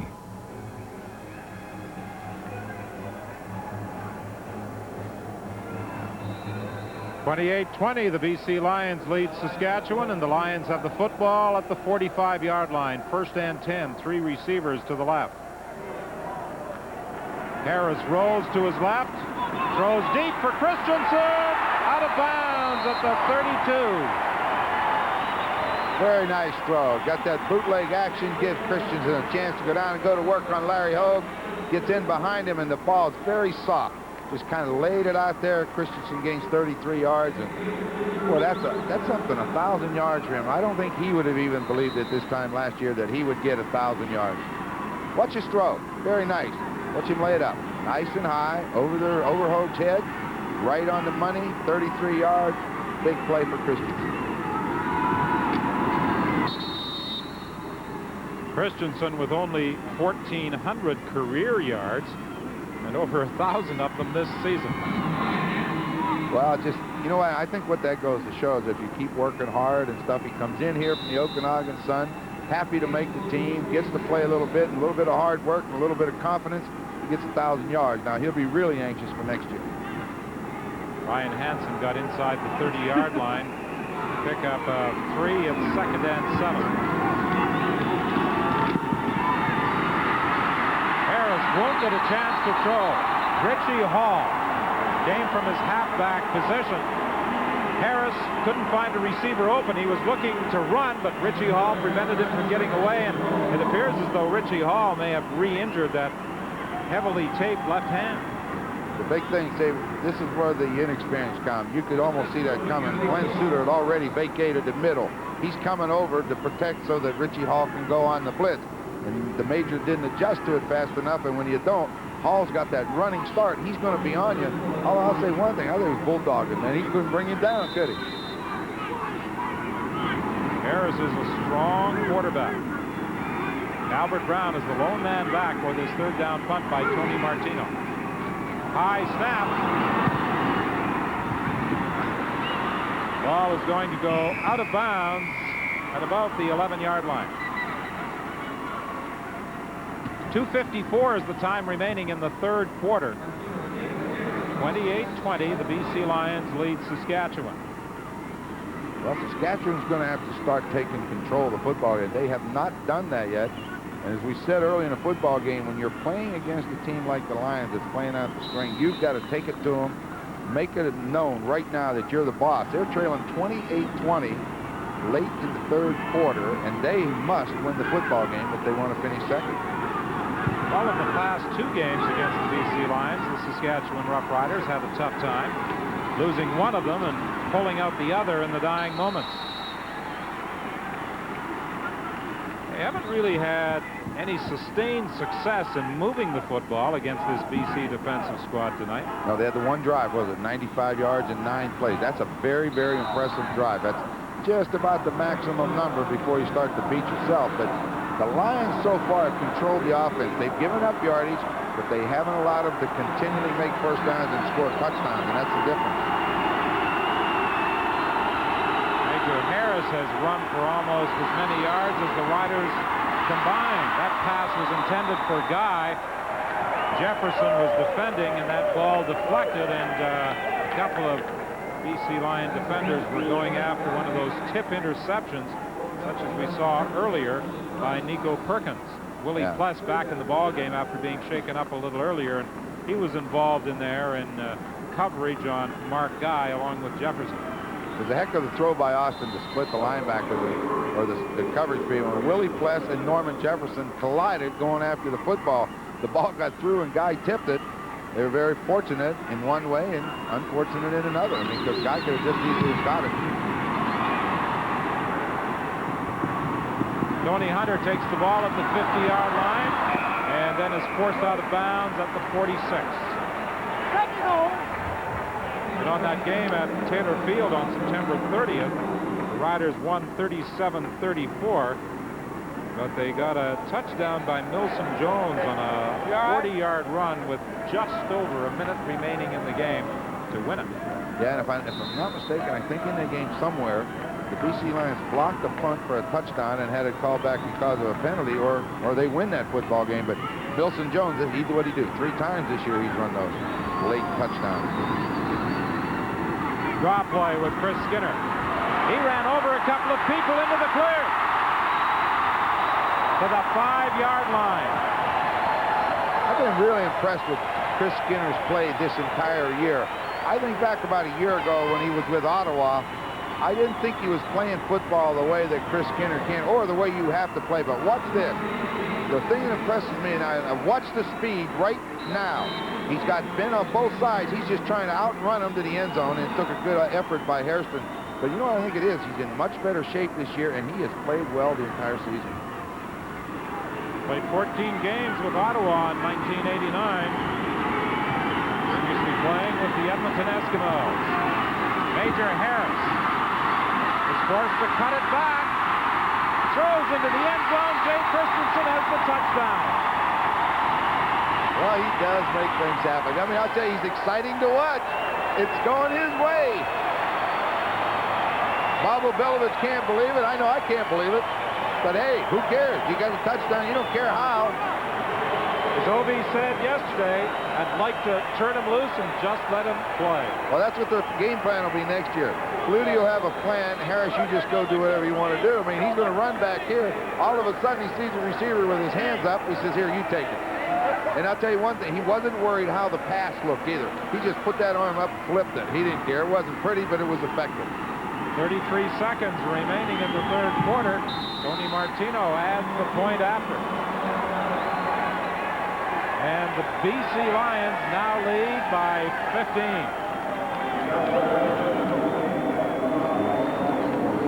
15. What a year for Jay Christensen. His 8th touchdown reception, over 1,000 yards. This product of the Okanagan Sun, who came into the Canadian Football League with the Calgary Stampeders. I'm sure 2 years ago never thought he'd be putting those statistics on the board. No, when he sees Harris coming back this way, he's standing in the end zone. He's done what he's supposed to do. He just puts his hands up, and at 6'3" or 4", it is hard to miss him. Harris just drops it.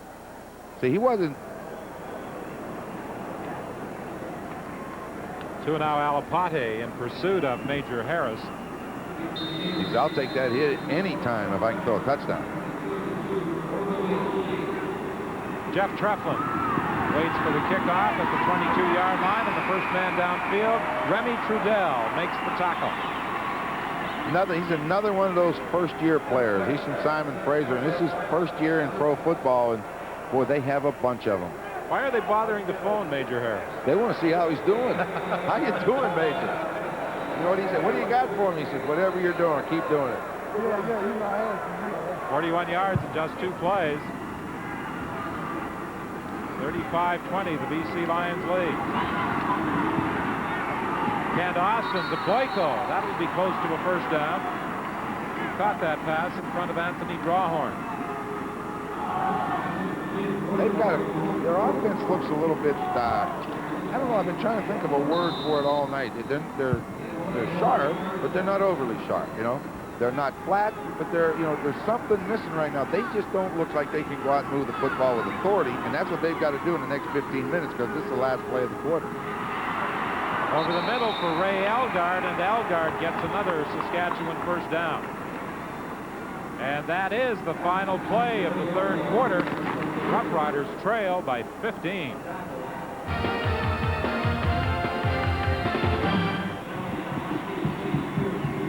35-20, the BC Lions lead Saskatchewan, and unless Saskatchewan can start putting some points on the board quickly, they can say goodbye to any hopes they may have had of finishing in second place, regardless of what happens tomorrow at McMahon Stadium in Calgary. A draw play with Orville Lee, and when it was in the air. I don't think he was expecting it. He was running into double coverage downfield. You know, if we look down there, we had Chris Major on one side of him. We have a safety man inside, but let's watch it. All right, it's a zone, because there goes Perkins, the linebacker. Now, Major's to his right. He's got another BC Lion to his left. There he is, number 21 is just sitting back there, Andrew Thomas. I don't think he really expected to get that football. 2nd and 10 from the shotgun. This time Elgard gets it and can't hang on. The bad part of it, Don, just looking at where he dropped the football, even if he catches that football, he only gains 4 yards. Why throw a 4-yard pass trailing 15 and you need 10? I don't understand it. Like on this line, right where he crosses, if he catches that ball, it's a 4-yard gain. You're still going to be 3rd and 6. You may as well go for it now, you know, because if he even catches it, you're going to have to kick the field goal. David Ridgway with a 37-yard field goal. It's wide. And the BC Lions will concede the single point. So with 13:28 remaining in the third quarter, it's now a 14-point spread. We're all excited about being in Vancouver for a Grey Cup week. I know Al Wilson, former line great, is. He's the spokesperson for the Grey Cup committee. And Al, take a deep breath and tell us all about what's coming up in Grey Cup week here. Well, it's the same format as in '87. We have the kickoff party at the Commodore. We have the Miss Grey Cup dinner, which is going to be held at the Hyatt Regency. And we have the Grey Cup there with Howie Mondale at Pan Pacific. We're going to have a good time. A lot of good events, and we want people to come out and participate. And not to overlook the game, which was great in '87, and if it follows form, will be again this year. Yeah, and I hope that the people can come out. We know the tickets are a little high, but if we have that type of game, it'll be worth it. Well, the last three were certainly a good selling point for the Grey Cup game. Yeah, we're better than any Super Bowl that's come out. Our parity in our league has helped us a lot, and I think the Canadians should be proud of our game. Okay, Al, good to see you again, and good luck in Grey Cup week. Thanks, Scott. Unfortunately for the fans on the West Coast, the BC Lions will not be a participant. They are destined to finish 4th in the West. 2nd and 8. And Major Harris threw the ball where he shouldn't because Eddie Lowe stepped in front of the receiver, and Eddie Lowe brings it down to the 23, but there's a penalty flag on the play.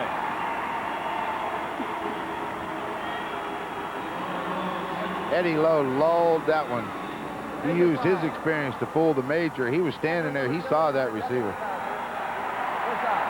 But like we say, when things go right, they go right. They're going to get Gary Lewis for roughing the quarterback. This is going to give the Lions a first down. So Eddie Lowe put him to sleep. He stepped right in front, but watch the hit coming. Here comes Lewis. Major starts to scramble to his right. Lewis is coming around from the back. Let's get a look at it. See, that's too late. The ball's gone. You don't need to do that. You do pay 15 for that, and you should. So the Saskatchewan Roughriders, rather than get the football back, have it in the 52-yard line at roughing the passer call against Gary Lewis, and the BC Lions still in possession. This low throw bounced in front of the intended receiver, Eric Starr. Yeah, he didn't like that throw. That time they brought Glenn Suter up on the outside. The defense they went to when they decide to come after the quarterback with somebody other than Richie Hall or Larry Hogue, they bring Suter up. Well, he saw Suter, but then they dropped out into the zone. He just got it too low to catch. The shuttle service continues as Jan Carinci comes into the ball game. Starr goes to the sidelines. The Lions are faring better than the Roughriders in second down conversions tonight. You have to convert second down situations in order to keep drives alive, which in turn scores touchdowns, and it's a big, big factor. The throw intended for Colbert, incomplete. Harris was under pressure. He saw that blitz coming and stepped up and threw at the same time as he stepped up. That's right. He threw off the wrong foot. He was not, you know, you hear it said all the time, get the feet set, step, throw. He didn't do that. As a result, when he threw off balance, it sails. The lucky thing for him was that it was over everybody's head where no one could get it.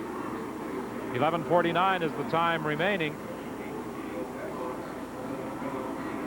Orville Lee is back for this third down kick by Tony Martino. Penalty flag as Martino went down. It could be a contacting the kicker call. There's no doubt that's what it is. The question is whether it's contacting or roughing. That's the question.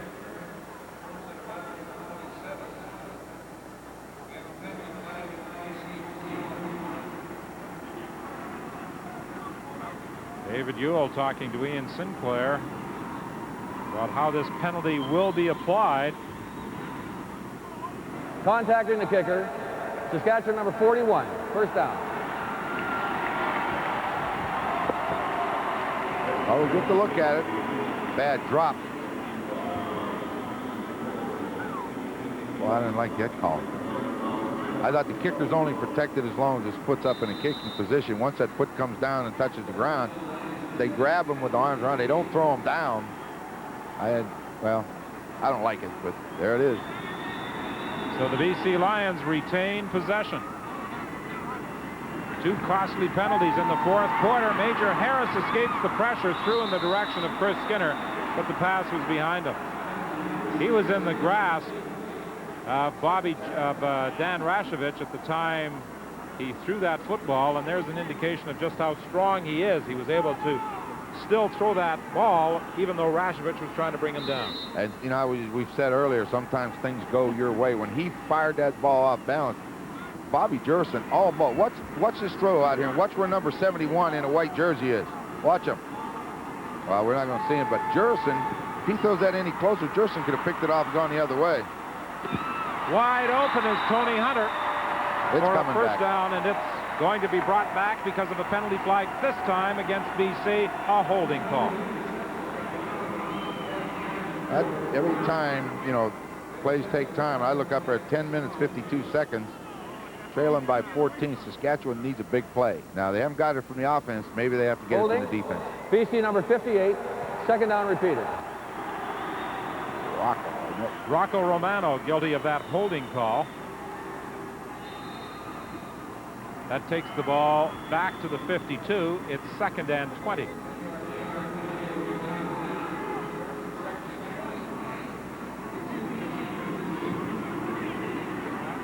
Three receivers to either side of the field. And Major Harris is dropped for a loss by Bobby Jurison. Bobby Jurison has some strength, too. You know, we talk about the strength of Harris when he's running, but Bobby Jurison's awful strong. He got that grab of that leg of Harris, and he went down. Watch, he tries to outrun. He gets around Drinkwalder. Here comes Jurison. Gets a hold of him. Hangs on, and down he goes. So they lost yardage, actually, on that series after that penalty. The Riders need a big play, though. 10 minutes left. High snap. Martino is going to throw the ball.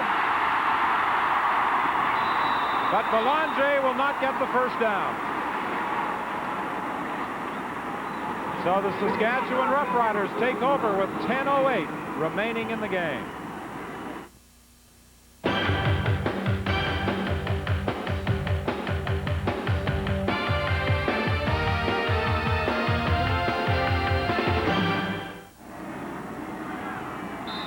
So the Saskatchewan Roughriders take over first and 10, the ball at their own 52-yard line.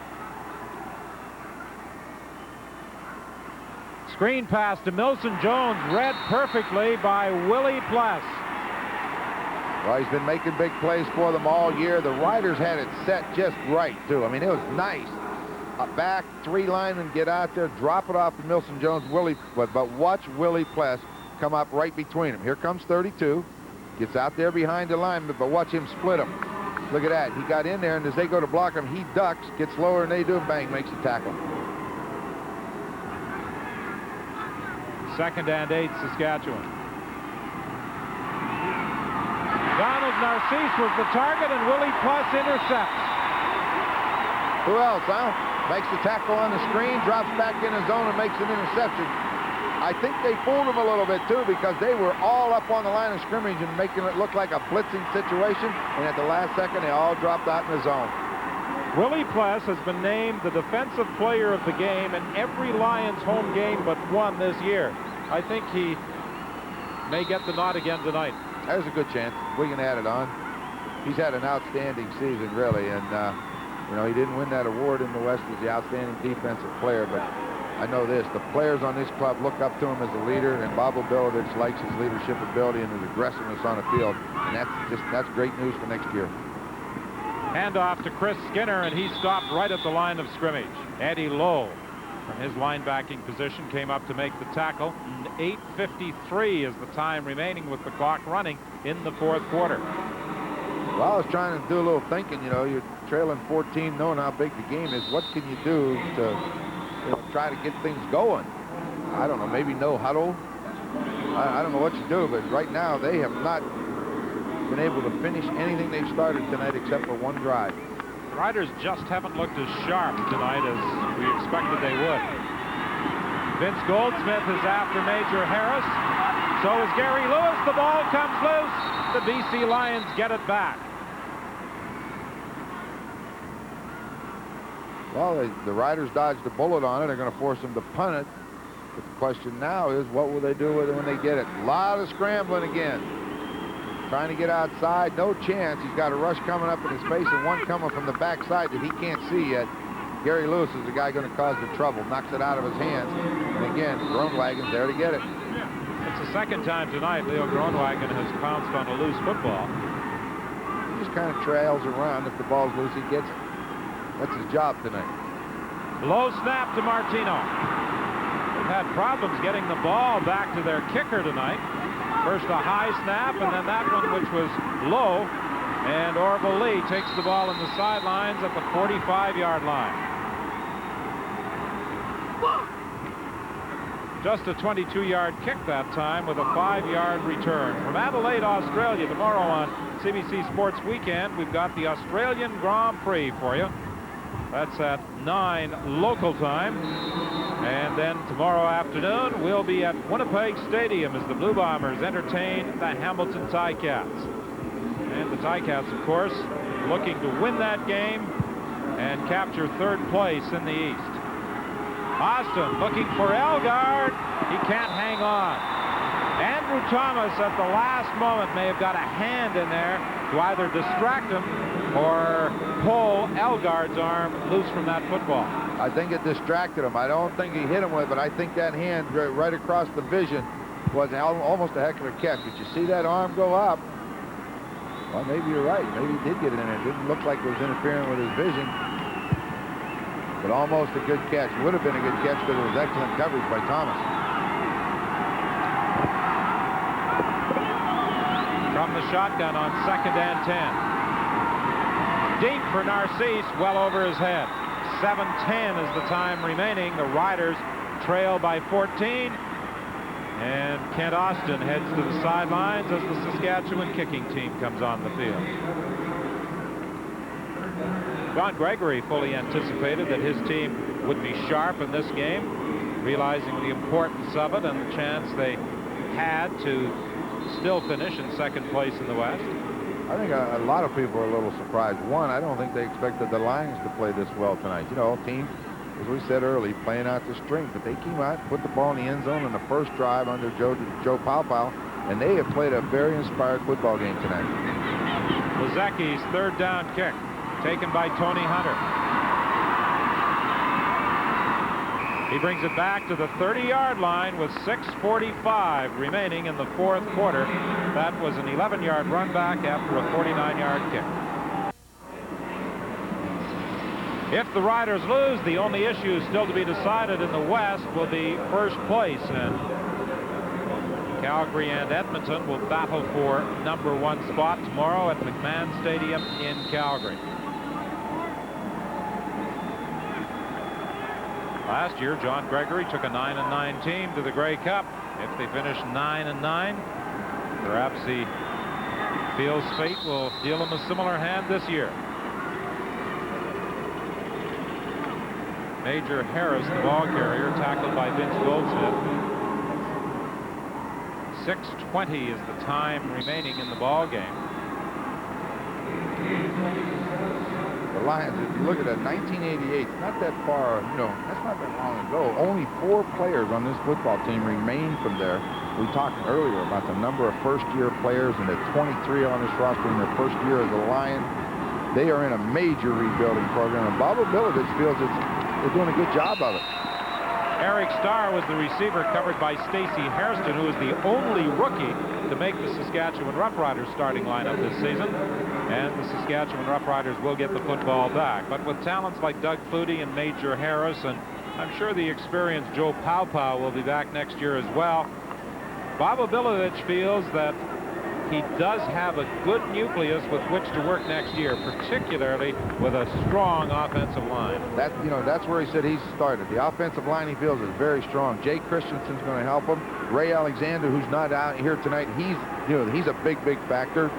He says his problems are more on defense, but I'll tell you, not after tonight. They played pretty well that way too. There's another low snap, and Orville Lee on the return stumbles out to the 48-yard line. That's 3 consecutive snaps that Martino has had problems with. 1 too high, and then the next 2 bounced on the ground in front of him. Carl Colder is the injured player. 23,919 watching the game tonight.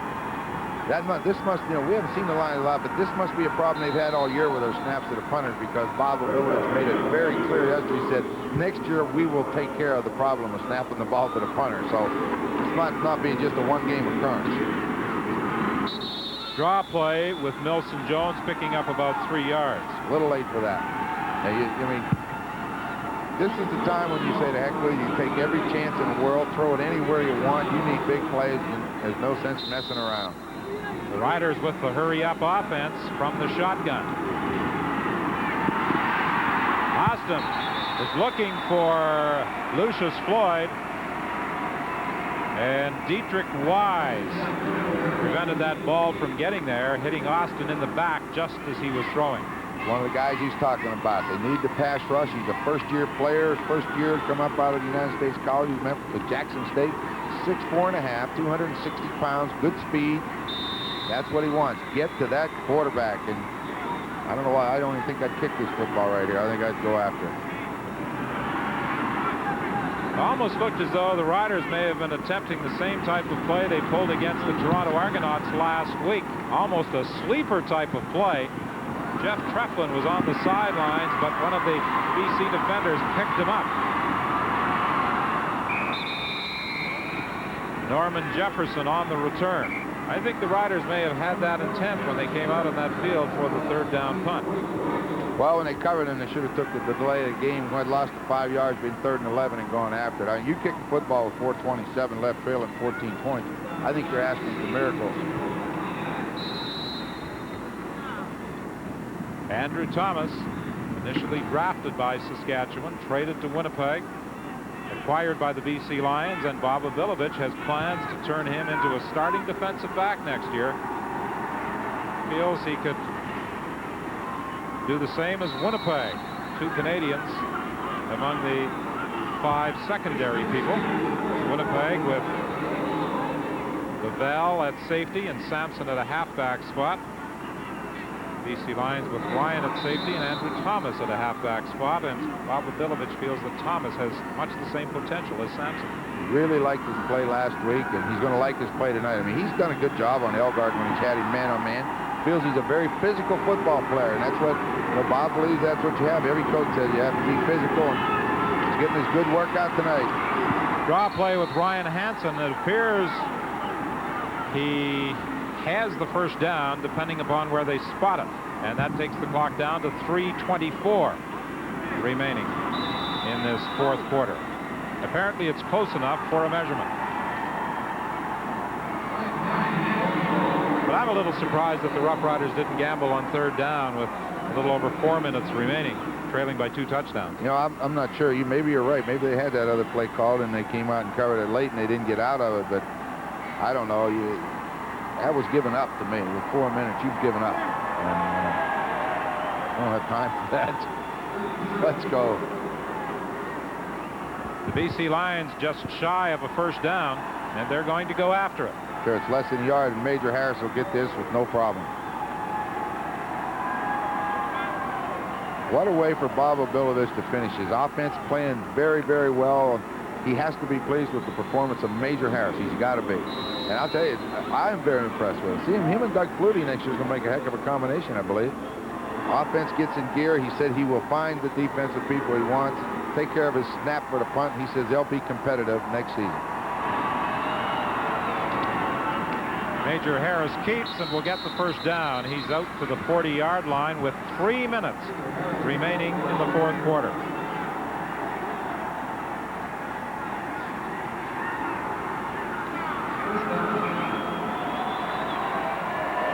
So it appears the BC Lions are going to even their record this season against the Saskatchewan Roughriders. They had lost 2 out of the 3 previous games played. 2:59 remains in the game. 1st and 10 for the BC Lions at the 40-yard line. 6'1", 220-pound Major Harris did not get the starting assignment tonight for the BC Lions, but he has been the big factor in this upset win of the victory over the Saskatchewan Roughriders.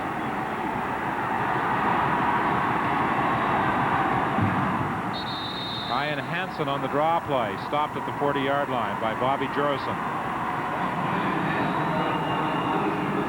Veteran Joe Paupau started the game, injured his right wrist early in the first quarter. And Major Harris has taken over. Paupau threw for a touchdown before he was forced out of the game. A 7-yard strike to Ryan Hansen. Ryan Hansen has scored 2 TDs tonight for the Lions.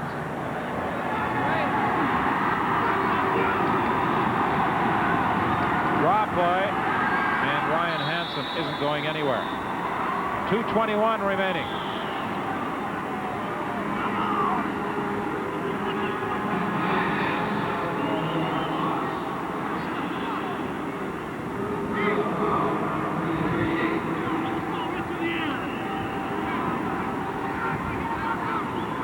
Well, let's see how the ball comes back to Tony Martino this time. Well, Darrell Coulter's the snapper. We saw him last time he was injured a little bit. 6'1", 275, first-year guy out of Carlton. Let's see if he can get it back.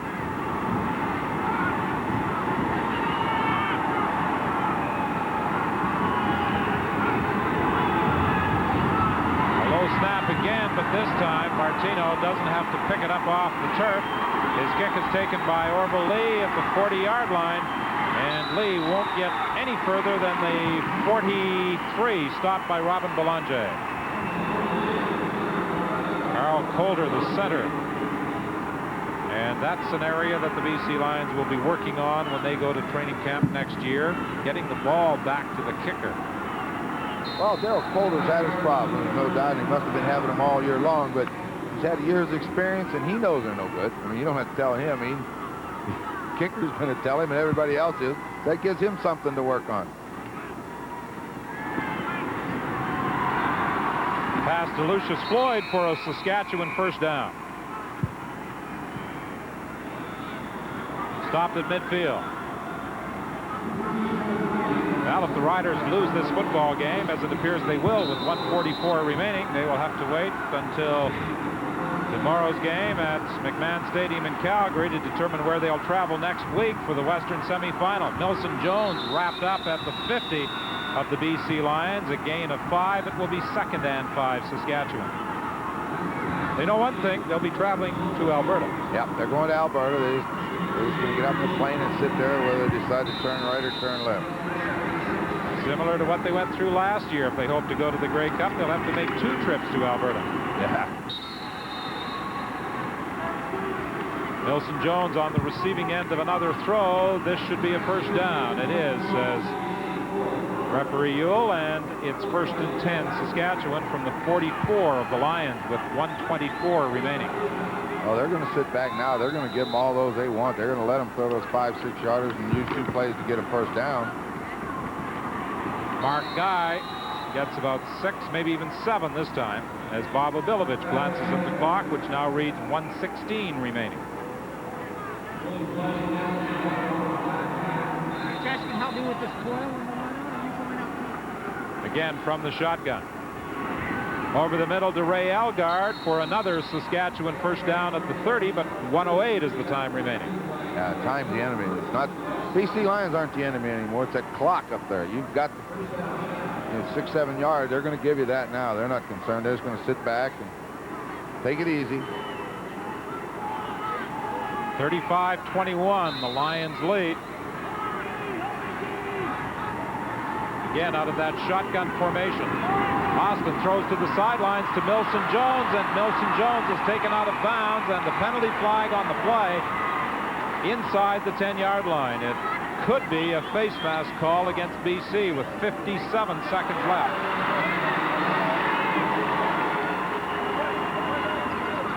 I think it's going to be an objectionable conduct call against somebody. We'll see who it is. Face mask is called, and then something else.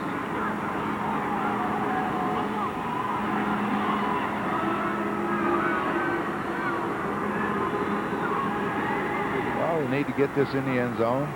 Kick the extra point. Oh, that's no good. That's bad play. Face mask call against BC, objectionable conduct against Saskatchewan.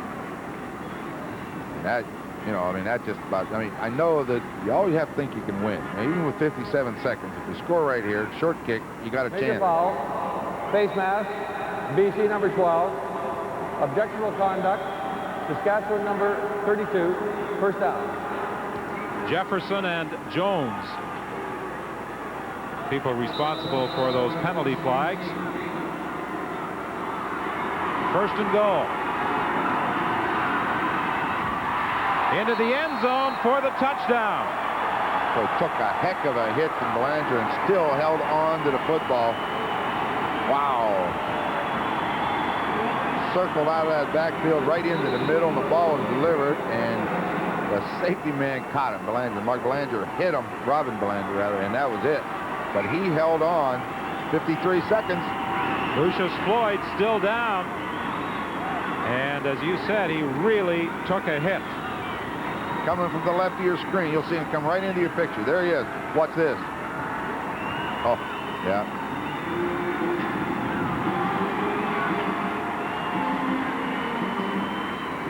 Circles right out of the backfield, right in across the goal line. Just as he gets that body turn, number 18, you see that helmet catches him. Oh, he's all right. He's up. May have been winded as much as anything else when he took that hit from Belanger. But Lucius Floyd has put it in the end zone, and now David Ridgway will attempt the point after.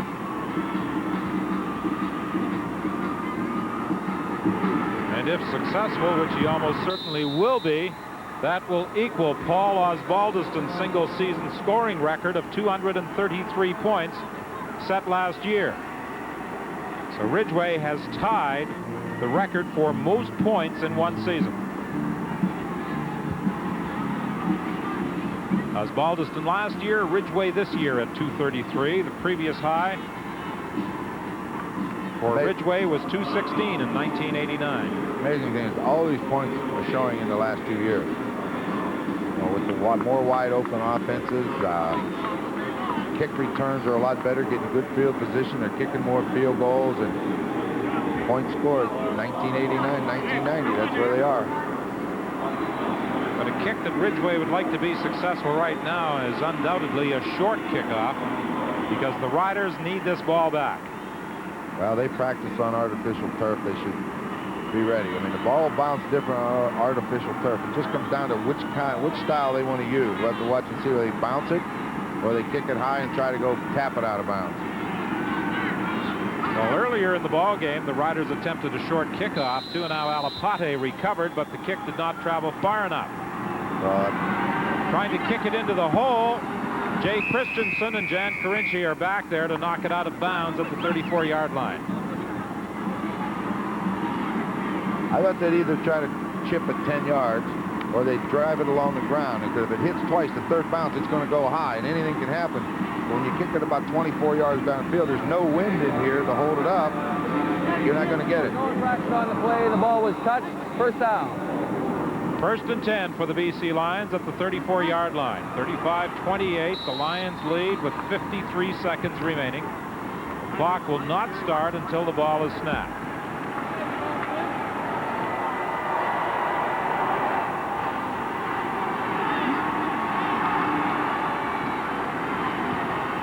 Chris Skinner got to the line of scrimmage. If he got that far, he may lose a yard on this play.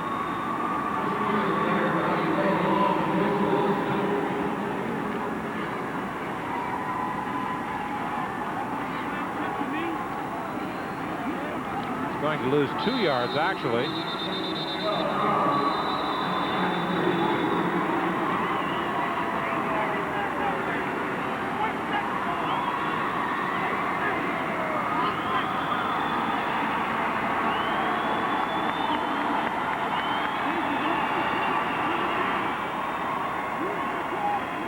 There appears to be some problem with the scoreboard clock.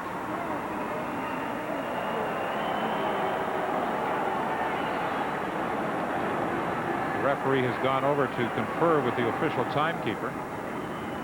It shows 47 seconds remaining in the ball game.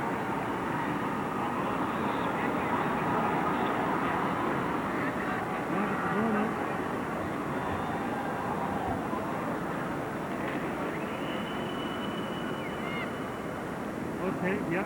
You want to hear it? John Gregory apparently is claiming that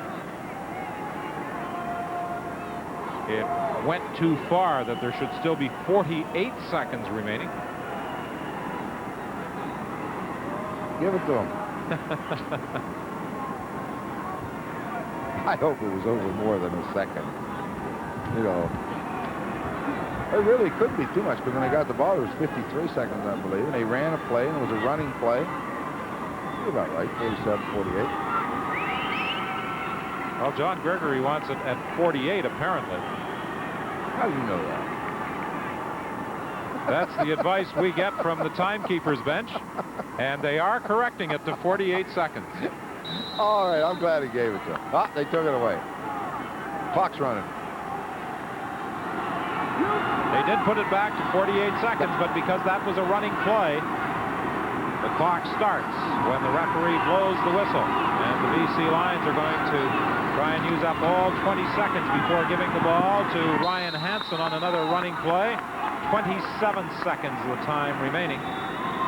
So the Saskatchewan Roughriders are going to get the football back for one last gasp attempt at pulling this one out. They called timeout to save the 27 seconds. Now that 1 second could be important in the final analysis. Want to bet? No, not today. No, I'll tell you what, I look at it this way. They didn't do it in 59 minutes and 30 or 40 seconds.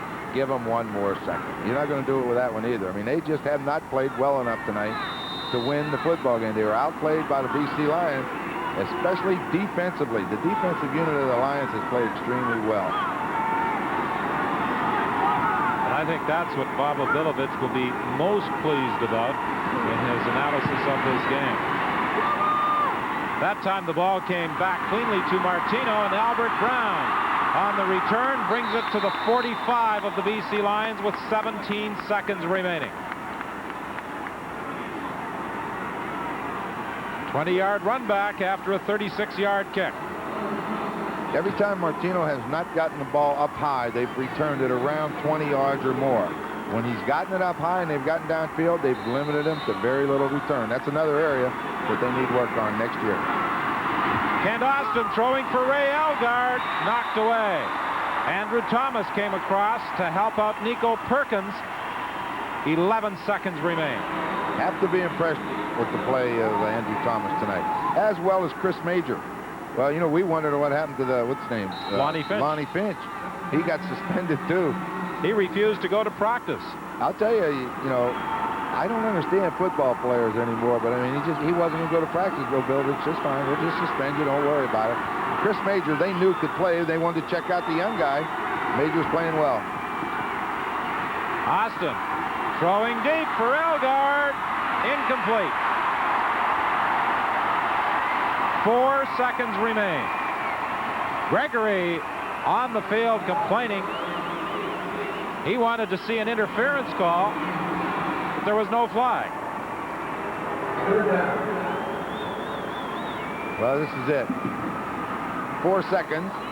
He's got to throw it to the end zone. You got to reach the end zone with it. I don't, you know, it doesn't matter. There's the play. Everybody's jumping. Saw Thomas going up. It almost appeared as though Elgard ran into Thomas. Yeah, you know, they're playing the football. There's going to be contact. Just depends on which side of the fence you're on, who you blame it on. This will be the final play of the game, barring penalty. Donald Narcisse is the man they're throwing to. It's incomplete. And that's the ball game. The BC Lions with an upset of the Saskatchewan Roughriders. 35-28 as John Gregory is still protesting to referee David Ewell. Bob Obilovich, since taking over, has certainly done a fine job with the BC Lions, and I think football fans on the West Coast can look forward to next year because they've got the nucleus of a pretty solid team. That's exactly what he said. He said he knows he needs some changes, but he's very happy with what he has. And he says, we will look forward to training camp, and he said, we will be competitive. That's about all you can say. He's had the chance to evaluate him on and off the field, and that's where he's ahead of other new coaches.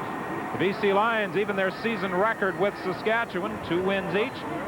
But disappointingly for Saskatchewan, they are destined to a third-place finish.